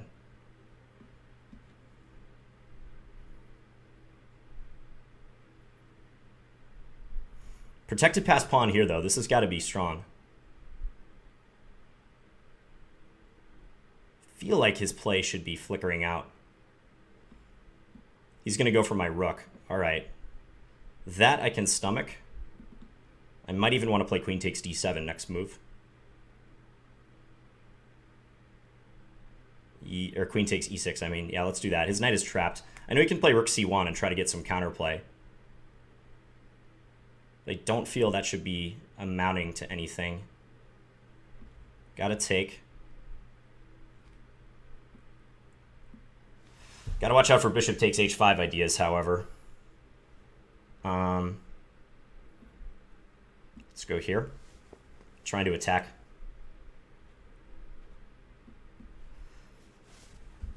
Trying to block now.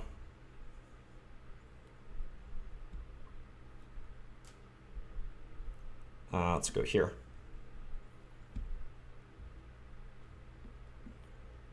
Yikes. I have almost no time.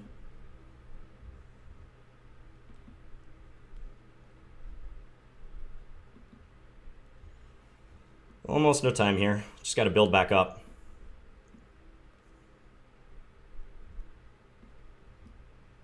Trying to pin him up.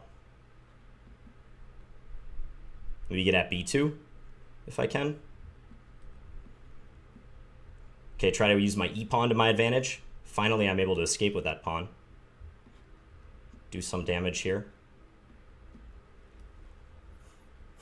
Let's try to get this guy out. Didn't want to drop my d-pawn.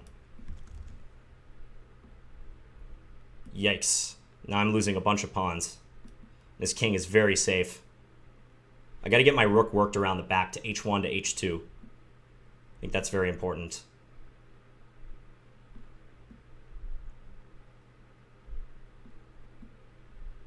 Okay, now I've got life again. Rook f2 is the threat. Check, and then e2 next. He's got to give up his bishop. All of a sudden. Attack d3. What is going on? Check. Win the rook. I won the rook. Wow. Okay, that's huge. We picked up the rook. We're going to win the game. He resigned. Well, that middle game seemed to be going well for me. I happened upon this idea, knight c2 and then bishop to b3. Initially, I did not see bishop b3. Initially, I was focused on getting the knight to e3, trying to force him to give his bishop. Even though that's a bad bishop, it defends his pawn on b2. I want my rook to function down the b file. So, yeah, originally I was going to go with that, but then I saw that this was possible, and he sacrificed the exchange. But given how locked the bishop is, the position is, you can see that the rooks do not play so well at present. So I think that gives white some practical compensation. Maybe right here I have to play more accurately. There's all sorts of knight forks threatened. This is the main threat, queen takes g6, but there's also knight d7. So I was trying to sidestep those two. But after this, he eliminated the knight on d4 and then went here, new fork. And he got the material back. I knew he was going to get some counterplay on the 7th rank. I just felt it. Here, I did not play bishop g7 due to bishop takes h5. But looking at this again, maybe I can play this way. Idea, of course, is if pawn takes, there's queen takes g7 mate, but maybe I can do this, e2. And he's coming up empty in view of this threat. So many tactics to consider. I'm trying to play quicker. I'm trying. I was happy to win that one because that one was crazy.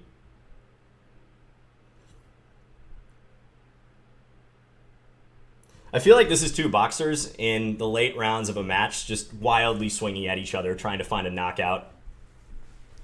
And every move of the game is that. I've been doing a little more of this compared to Simon. Simon's just been going away, leaving his head exposed completely. But, you know, both of us are trying our best to wrestle these points away. That was a really interesting choice of opening by Simon, too. So he played the Dutch reverse, f4. I think he was baiting me into playing d5. He knows that he's been doing well against my Dutch, against d4 when he's able to get the Dutch defense in. So he totally baited me to play d5 right there. And I tried not to oblige. I just kept my d-pawn back, and instead we got a Sicilian-like position. He still went for the same operation as in the classical Dutch, where you try to swing your queen over. And by the way, so just to illustrate White's attacking plan here with the queen out to h4. I mentioned this during the game, but I said it very quickly. Let's say I just play on the queen side, because that's usually where Black wants to play. There's a fear that White's going to do this, and let's say even if I take this pawn, he goes here, and let's say I take again. I know this is like a total fantasy variation, but let's just make some moves. Now he's going to do this, and at the right moment he's going to take on g7, and I might be quickly slaughtered because he's getting at h7. There's no knight on f6 to guard me. So that was the attacking plan I was trying to avoid by virtue of playing f5 in this position right here. So as soon as he played queen h4, I played f5. I didn't really want to have to consider what would happen if he played f5 on any given move. I don't know if f5 is strictly the best move. Maybe I'm giving White's attack too much credit, but and Blitz, it's all about simplicity, so I was trying to avoid anything bad. Okay, next game coming up here. And a draw will do it with White. I think I'm going to go back to e4. I'm going to stick with this move. Let's see if he plays the Sicilian. No, he's going with the modern. Interesting. Okay. That is a very intriguing choice.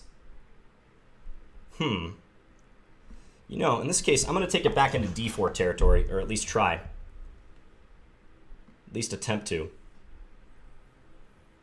Okay. Let's see what he comes up with. Yeah, I wasn't expecting him to play the advance, the main line with e5, because that entails lots of drawish variations. As you guys know, I'm an expert on the exchange King's Indian, so I wouldn't expect Simon to want to go down that line. I'm going to take now and then play h3 on the next move. He might play knight g4. No, he decides not to. Okay, so let's do this. Just rule out knight g4 for the time being. Now, can I play c5? Because c5 is a desirable move. C5, queen E7, B4. Yeah, I'm going to try it. We're going to give it a shot. So I've got white in this game. Draw is sufficient to seal the deal. Let's get those fire emojis going, guys. You guys were on the spot with them earlier. You might have done them at the start of this game, too. Those give me a lot of motivation every time I see that. Okay, so he's going all out on the king side. It's interesting.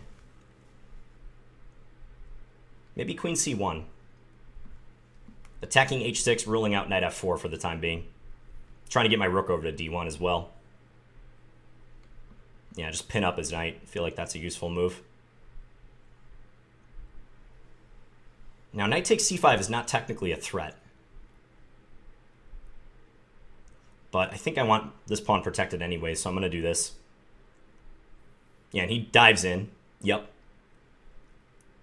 Let's pull this back. If I were to take twice, I would lose my knight on c3. That piece is loose, so we don't want to do that. This game is still going to be a brawl, I feel. I don't think it'll be any different from how we've been playing this thing. Okay, so he's daring me to take the pawn again. This time I might bite. I might bite on that offering. Take, take, queen takes. This rook is defended, so that's fine. Knight takes e4, knight takes e4 is all right. Knight h5, I have queen e3. All right, let's do this. We're going to find out what he has cooked up here. So now queen e3. Yeah, probably the best move. I mean, he could play bishop takes c3 followed by queen takes e4, but I do not feel he's going to do that. That just gets the pawn back in an otherwise open position. White's probably a bit better there. So yeah, he keeps it closed. Or it keeps the tension, I should say. Now e5. e5 suggests itself. Keep the position locked down. Rook into d6 here. Very tempting. I'm going to do it. Always put pressure on that bishop. It's the virtue of that move.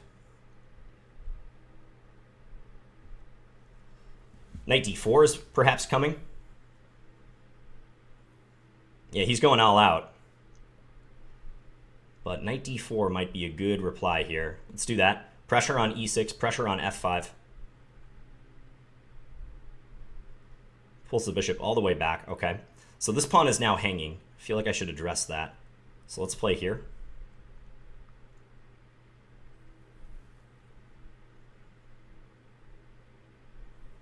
a5. Unexpected. Let's go here. If he takes, knight d5 maybe is good. Knight d5, and then I can try to rush with the e-pawn. Yeah, let's do this. This is looking promising. Queen f7, e6. How's he going to stop that pawn? That pawn is just getting shoved so quick. And his kingside attack is not anything to write home about. e6. Feeling good about this one, guys. Queen to e8 runs to knight c7. Queen g8, I can play e7 and then probably follow by knight c7. Okay, what's this? Queen takes d4, probably fine. Just checking to see if taking here makes any sense, but no. I think we should keep this.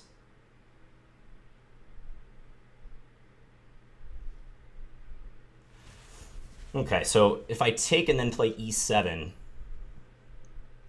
what's the big idea for him? Nah, that's got to be trouble. Even into the endgame, I think. Because knight c7 is always present, or knight f6, whichever way I want to play this. So we just push this dangerous pawn, and what's he going to do with the rook? I think I even have time for bishop takes b5 if I want.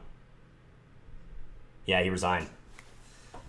Okay, that was the cleanest game of the match for me. Nice to get it in the final game, too. So I think his opening choice was just born out of a desire to make the position as unknown as possible right from move one. I mean, he's probably been noticing the full match that I have been using a lot of time, especially in the opening. So g6 was probably a way to try to do that. Although it would have been interesting if he had gone back to the Sicilian or maybe even played the French, which I know is a big part of his repertoire. So I'm just going to wish Simon a good match, tell him good games.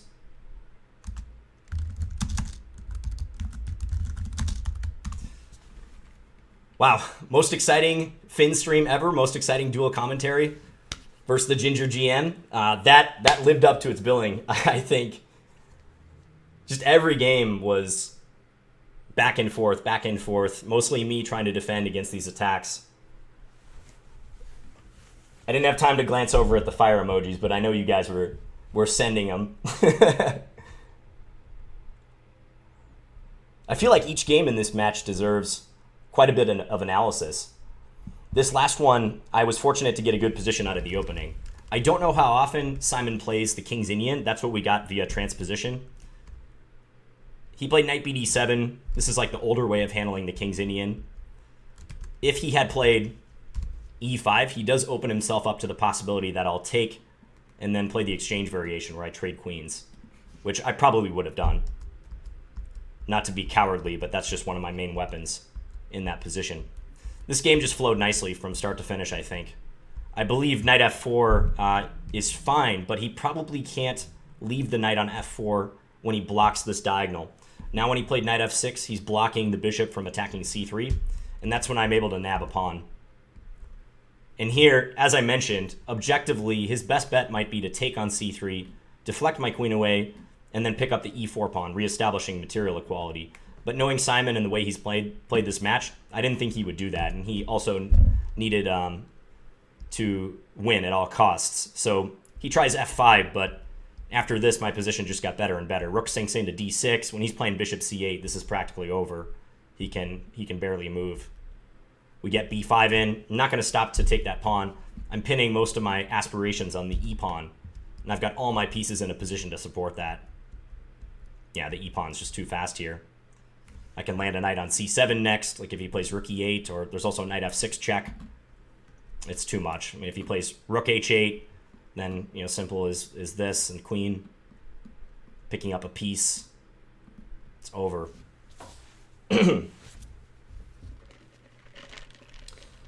So, the match concludes. Thank you to those who stuck around from start to finish, by the way. So we played for, what, a little over an hour and a half, I think? Roughly an hour and a half. And Simon says in Skype that was tough and that he missed some chances. Yeah, I think we both did. There was a lot of back and forth. I'm sure pretty much every game you could pick out at least 3 to 4 to 5 blunders from each side. I felt I missed some chances early on in that Schmid-Benoni game, and also the game where I was white in the Dutch, and I had that position with 2 rooks and bishop against 2 rooks and knight, where I ended up picking up his kingside pawns, but ended up losing those pawns, the e and the f pawns. That was a heck of a game to lose, because I thought I had that one. Even in time pressure, I think I should have been able to consolidate there. So I gave away 2 big opportunities in those games, but also Simon, he missed that knight f4 move in that game where he played aggressively with d5, and then after pawn takes d5, knight e7, taking on d5, and then f4. That's probably a game that, given the circumstances, I would not have been surprised to lose. I was able to mount a defense when he played that b5 move, missing knight f4 instead. But, so it works both ways. Like, the luck always is going to cut both ways. Never completely equally, but nonetheless, every game instructive, every game fighting chess. Thanks again to Simon, and he already says you need to give me a rematch sometime, which I will gladly do. Telling him absolutely, because you guys want to see a rematch? Would you guys like to see a rematch between me and Simon? Not today, obviously, but sometime in the future.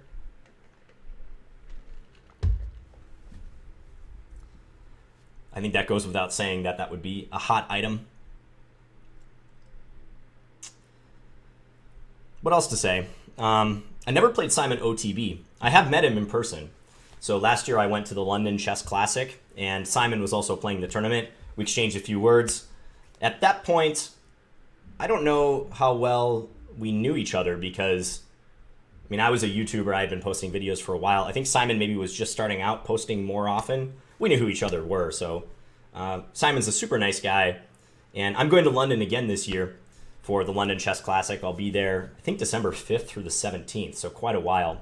And I look forward to seeing any of you Londoners there if you want to stop by the tournament and just say hi and I'm sure Simon and I will talk in person. So thanks again to the Ginger GM, Simon Williams. Also, I wanted to mention he is trying to go to, I believe, the European Club Cup with his team, which I believe is Chettleton in England. And I don't know of his team, but I know they are raising money in an effort to go to that tournament. So if you like Simon's videos and you want to support him, head on over to his stream, and he probably has information about how you can donate to help his team reach the European Club Cup. They're trying to cover their expenses for that tournament. And I mentioned that because he puts out a lot of quality content. If you can support a fellow streamer, I think that would be a good thing to do. Or buy his DVDs as well. I know he produces some high quality work. I've seen snippets from his DVDs, and they're excellent, I think. Especially if you have an interest in certain openings like the Dutch. I think his knowledge on the classical Dutch, as you saw from this match, is almost unparalleled for as far as anyone I'm aware of. So make sure you support your streamers, and that would be cool to see him and his team play in the European Club Cup. I'm going to hang out in the chat here for just a second. You guys want to see me play Chess Bra, huh? That would be my toughest match by far, but I'm not opposed to the idea. Me versus Eric.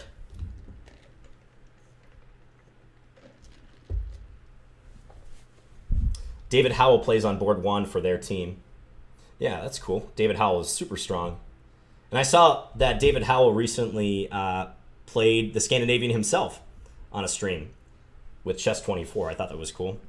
Let me just put up a game here while we chat, so you guys don't have to stare at this blank board.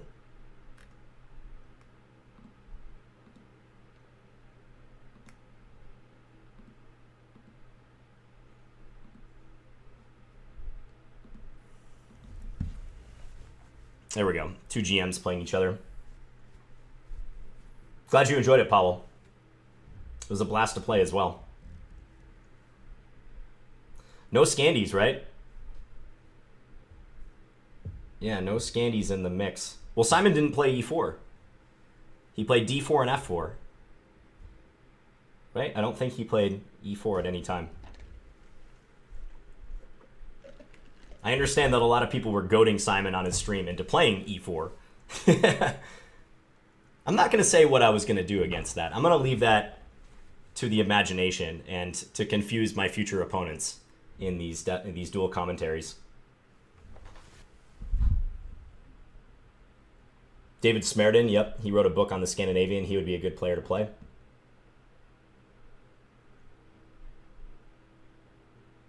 Go for the GM title. You know, I think about it all the time, guys. I definitely think about it. I want to reiterate that Blitz and Bullet Fast Chess Online is a different animal compared to over-the-board chess. There's, of course, correlation between the two, how well you play, but don't automatically think because I do well in these dual commentaries and you've seen me beat lots of good players that means I'm necessarily GM strength. I feel like on good days I am GM strength, but I'm also not putting in the regular study that I need to make Grandmaster. So it's been a long-standing goal of mine. I'm 30 years old now, so I'm getting a little bit older. The window is not completely closed to make Grandmaster. It's just tough because I got a lot of other stuff going on, especially in chess, mostly with my coaching and Chessable and things like that. But you never know. I might still jump back in the arena and try to give GM another shot. In London, the London Chess Classic will be 9 rounds. If you recall, last year I video annotated every game from that tournament. So if you want to go back and watch those, see my journey of how I played the tournament, that might be interesting for you to do. So I'll play some quality opponents there, and who knows, if I do well enough, maybe I'll have some GM norm chances.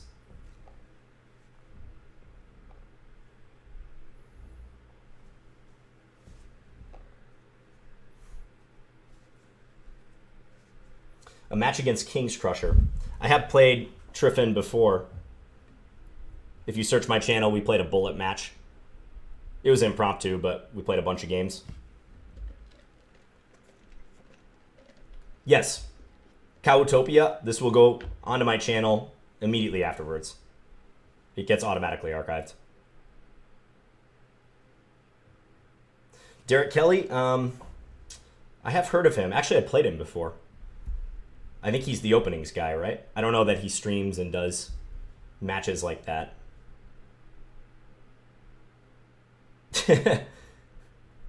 Yeah, I know, Powell. 30, you're getting kind of old. Not anything to panic yet, though. Yeah, Jochin, I agree. I completely agree. I'm pretty sure Simon would have my number in that department. Thank you, Large Cup of Milk. I think Chessable could help in my path to becoming a Grandmaster. Hence why I look at openings all the time on that site. Hi, Vincent.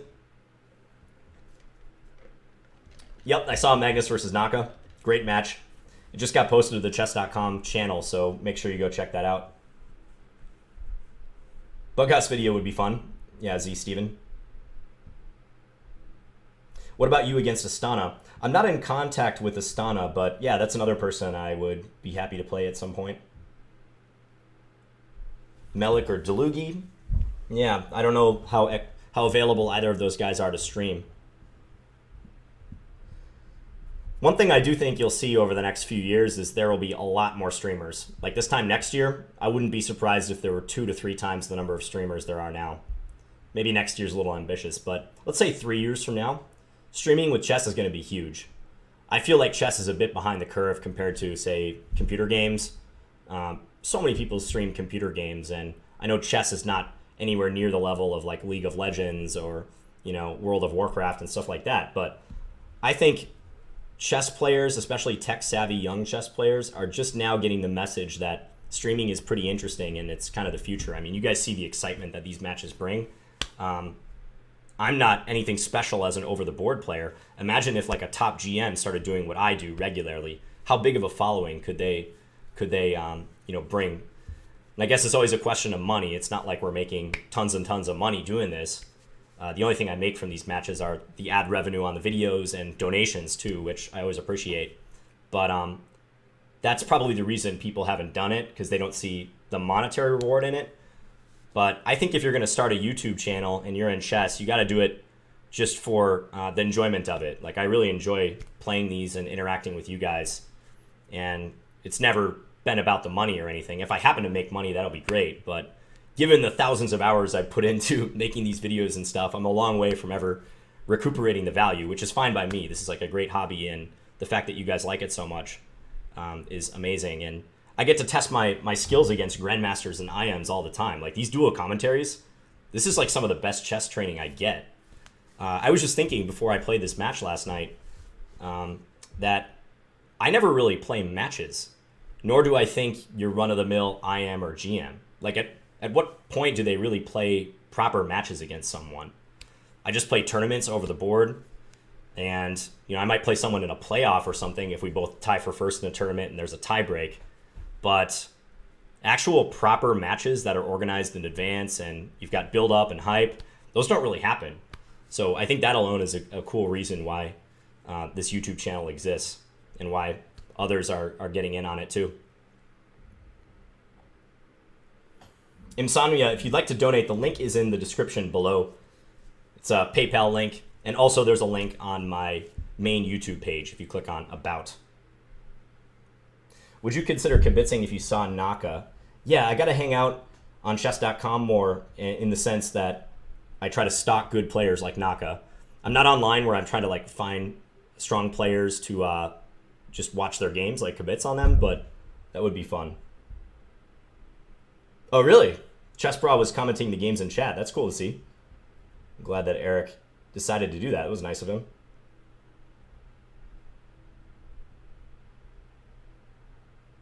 Yes, Fiddler is a great video author and commentator, an incredibly strong player too, no doubt.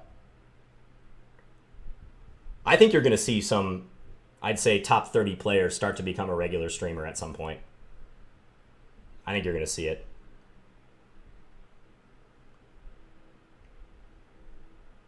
I do not multi-ice crime.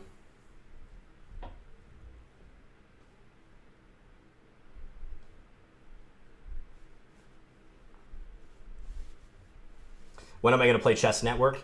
Played him a few times, but, and this is one of the questions I get a lot on my streams, as I'm sure other streamers do, but he doesn't take matches against other streamers. He just sticks to his own stuff. So I don't think you'll ever see a proper match against him, unfortunately.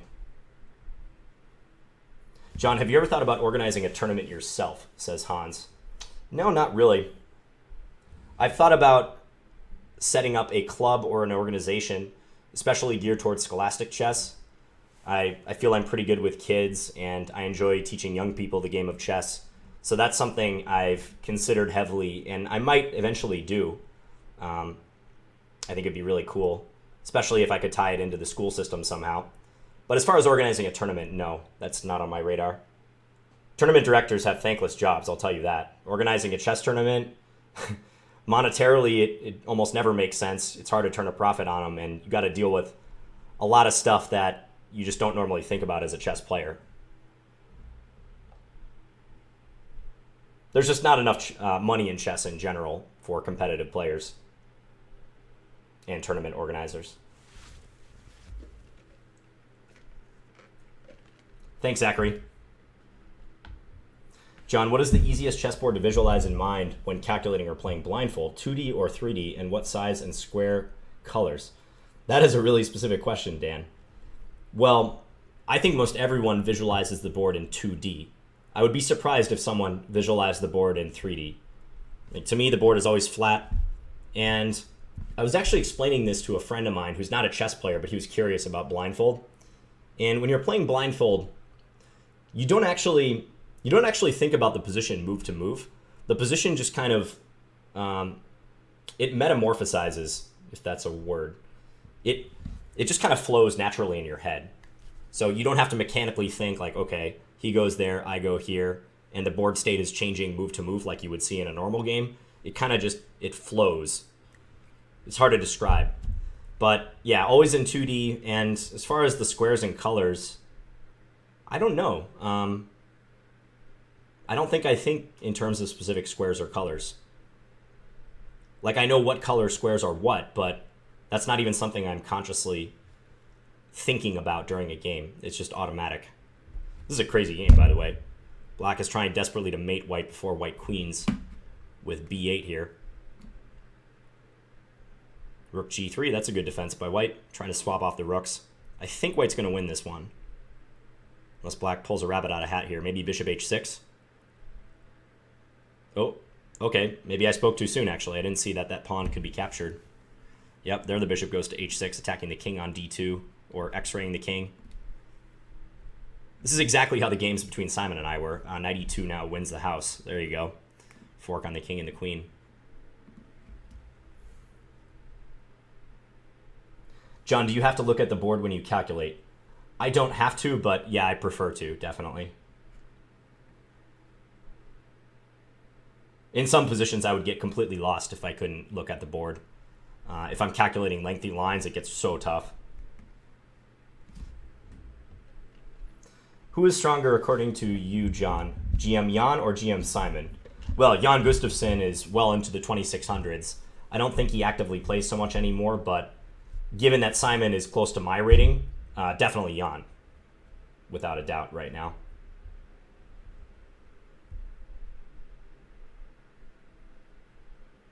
Hey John, are there any other non-chess activities you take part in that you also enjoy or are working and excelling at? Lately I've got really into fitness. I've always been fairly active, but in the past, I'd say 10 months or so, I've really taken it seriously, and I'm hitting the gym a lot. I'm like running all the time. I'd say I work out like 5 to 6 days a week, whether it's lifting or doing cardio and stuff. So I've taken a real interest in doing that. I like following sports as well. Basketball is one of my favorite sports. Go Timberwolves. We're going to be good this year, I have a feeling. I like to read a lot, so I've always got a book around me. Lots of chess books, but just normal books as well. Right now, I am reading Crime and Punishment by Dostoevsky. Never read that book before, but it's interesting so far. And along with chess, that usually keeps me pretty busy. Those sort of things. I don't play a lot of other games. I like to play Go. Someone said I should make a checkers video, but I don't play a ton of other games. I used to play computer games when I was younger, like in high school. I played a lot of Counter-Strike and Age of Empires and stuff. but I don't do that so much anymore because it's so addictive.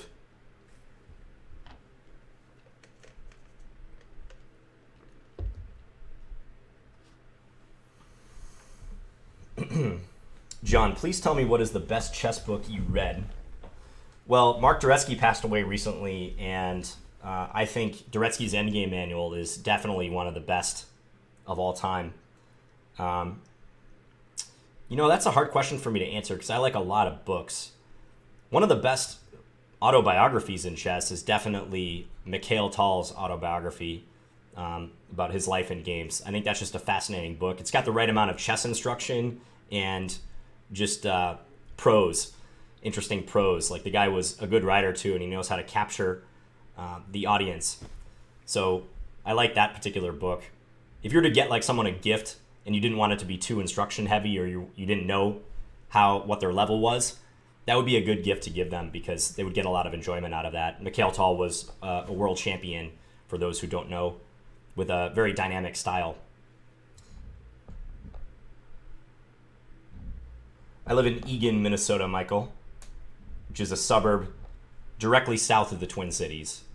I'm like 10, 15 minutes from Minneapolis, St. Paul.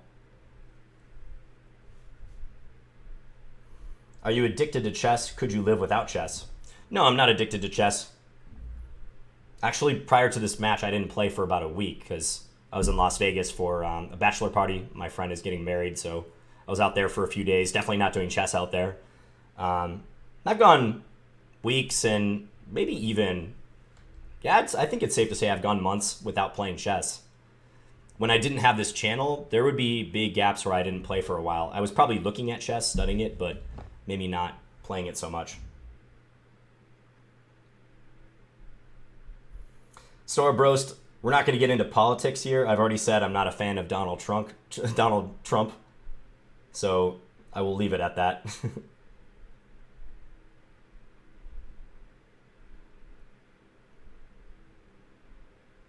Well, it helps when you win a match, Liam, staying positive.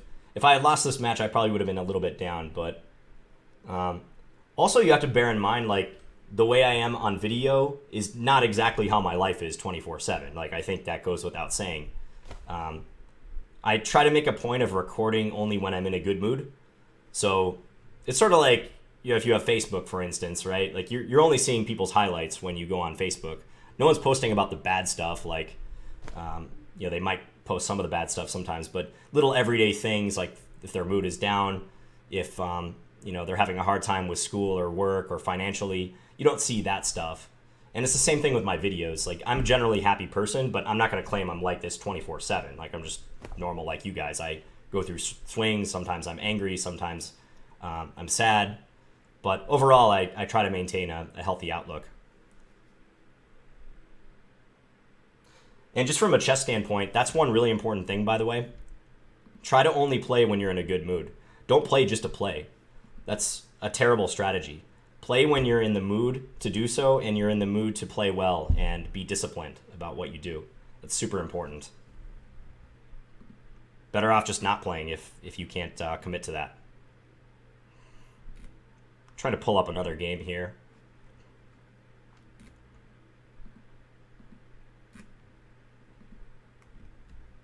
Yeah, Jochin, I attended college. I went to the University of Texas at Dallas. I graduated in 2009, degree in business administration. Got my bachelor's. And then I was in law school for a little while, too. Yes, we just played Gunna Noob. So as soon as this video is over, as soon as I wrap up the stream, you can see it in the archive. You mad bro? Very unlikely. Extremely unlikely. Do you think Magnus is autistic? Someone asked. I don't think so, no.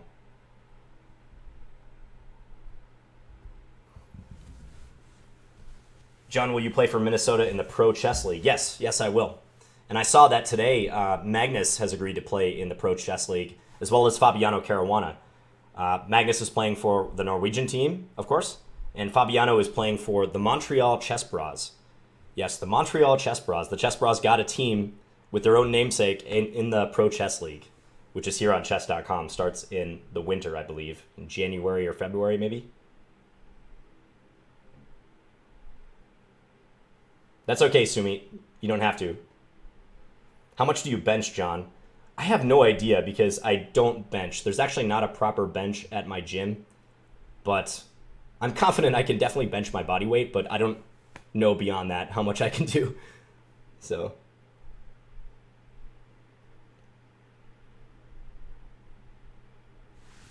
any plans to marry, have kids in the next 5 years? That depends, Christian. I would like to get married and have kids sometime in the future, but I don't have a particular timeline. I don't feel under any pressure to do that. I'm dating around right now. I don't have a girlfriend, but actively looking. So, if there's any attractive females in the Minneapolis-St. Paul area who happen to be watching this, because I know there's so many of you attractive females from the Minneapolis-St. Paul area who are watching my videos all the time, feel free to get at me.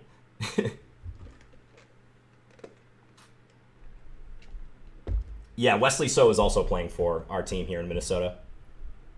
The Minnesota Blizzard. Hey, Shay.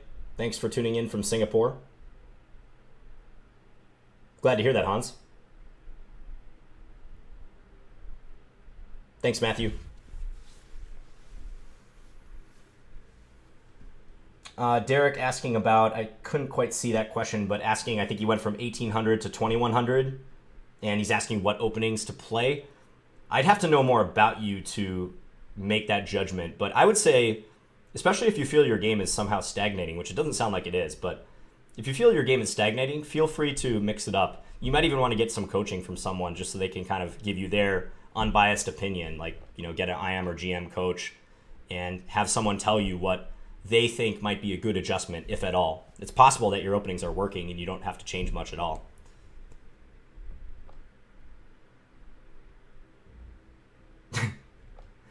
People are laughing about what I was saying. My little personal ad right there.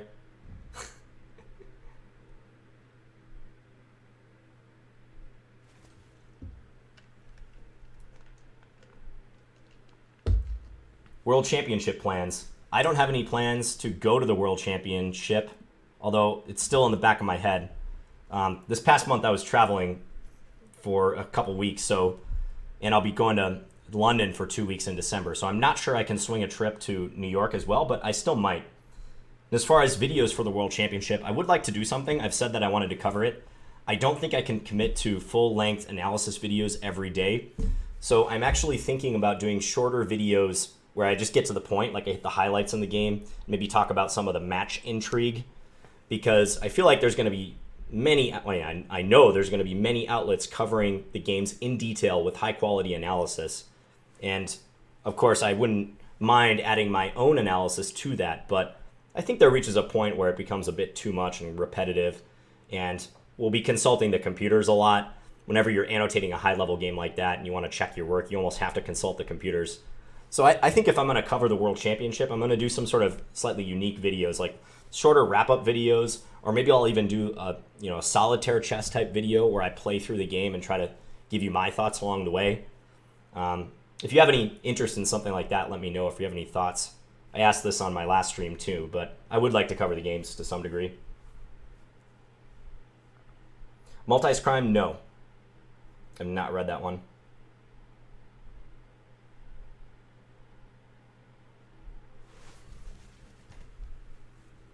Yeah, as far as streaming, I don't think I'm going to do that because I don't want to risk any legal repercussions, as dubious as they may be. Any claims that Aegon has to copywriting the moves, I think that whole thing is kind of ridiculous. But yeah, I won't risk streaming.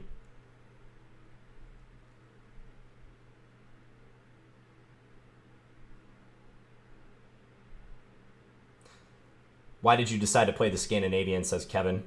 I don't remember exactly why. A few players from my home state here in Minnesota played the Scandinavian, and I think I just saw them playing it, and I kind of liked the look of it. So I began playing it myself and pretty much haven't stopped.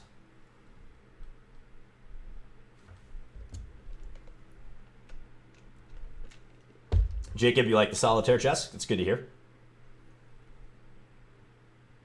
How do you make a living from chess not being in the top 100 or top 20? In a word, Joshua, coaching. if you're going to make a living in chess and you're not an absolutely elite player, probably coaching is your best bet.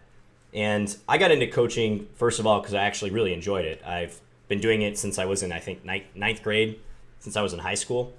And throughout high school and even a bit into college, I always had students. And after a brief stint in law school, I decided to do chess full time and started private coaching. And that's pretty much what I've been doing ever since. So that's how you can make a living in chess. And I would compare it to being like a music teacher, for instance. It's very similar to that. You have students, you do your lessons.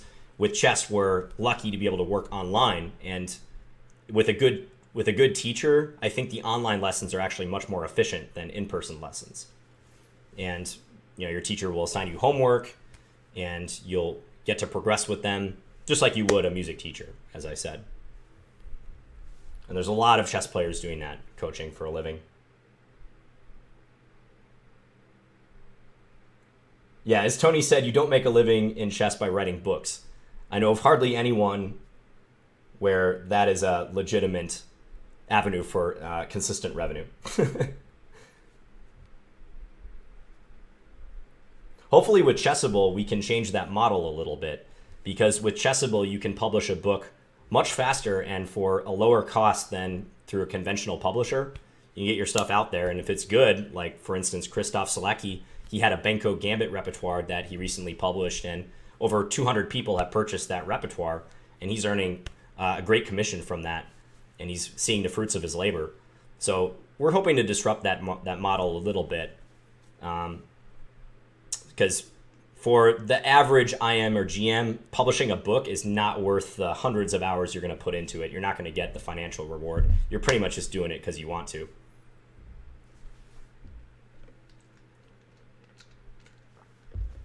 I forgot to link the Finns FAQ, but thank you for doing that, Anton. Much appreciated. I've not played in the Bunratty tournament, Matthew. I've heard about it. I do like going to the UK, so maybe I'll play that sometime. Thanks, Yaron. And with that, I too am going to go. I'm getting pretty hungry, and we're pretty deep into the stream now, over 2 hours. So thank you guys so much for tuning in. We had a super exciting match. I feel good about the way I played overall. My time management was not good. That's been a consistent problem for me. But I was able to take my chances in certain spots. Felt like my play was getting better as the match went along. So hopefully you guys concur. But I think you'll definitely concur that I need to watch my time. I was down like a minute consistently against Simon every game. Guess it wouldn't be a dual commentary if I wasn't behind in time. Thank you to chess.com for hosting this match. And also thank you to my opponent, Simon Williams, Ginger GM. Definitely check out his version of this match. And thank you guys too for sticking around and watching. Much appreciated. We'll see who is up next in the dual commentary pipeline. All right, guys, I'm signing off. Hope you have a good day, and I will talk to you guys later. Bye.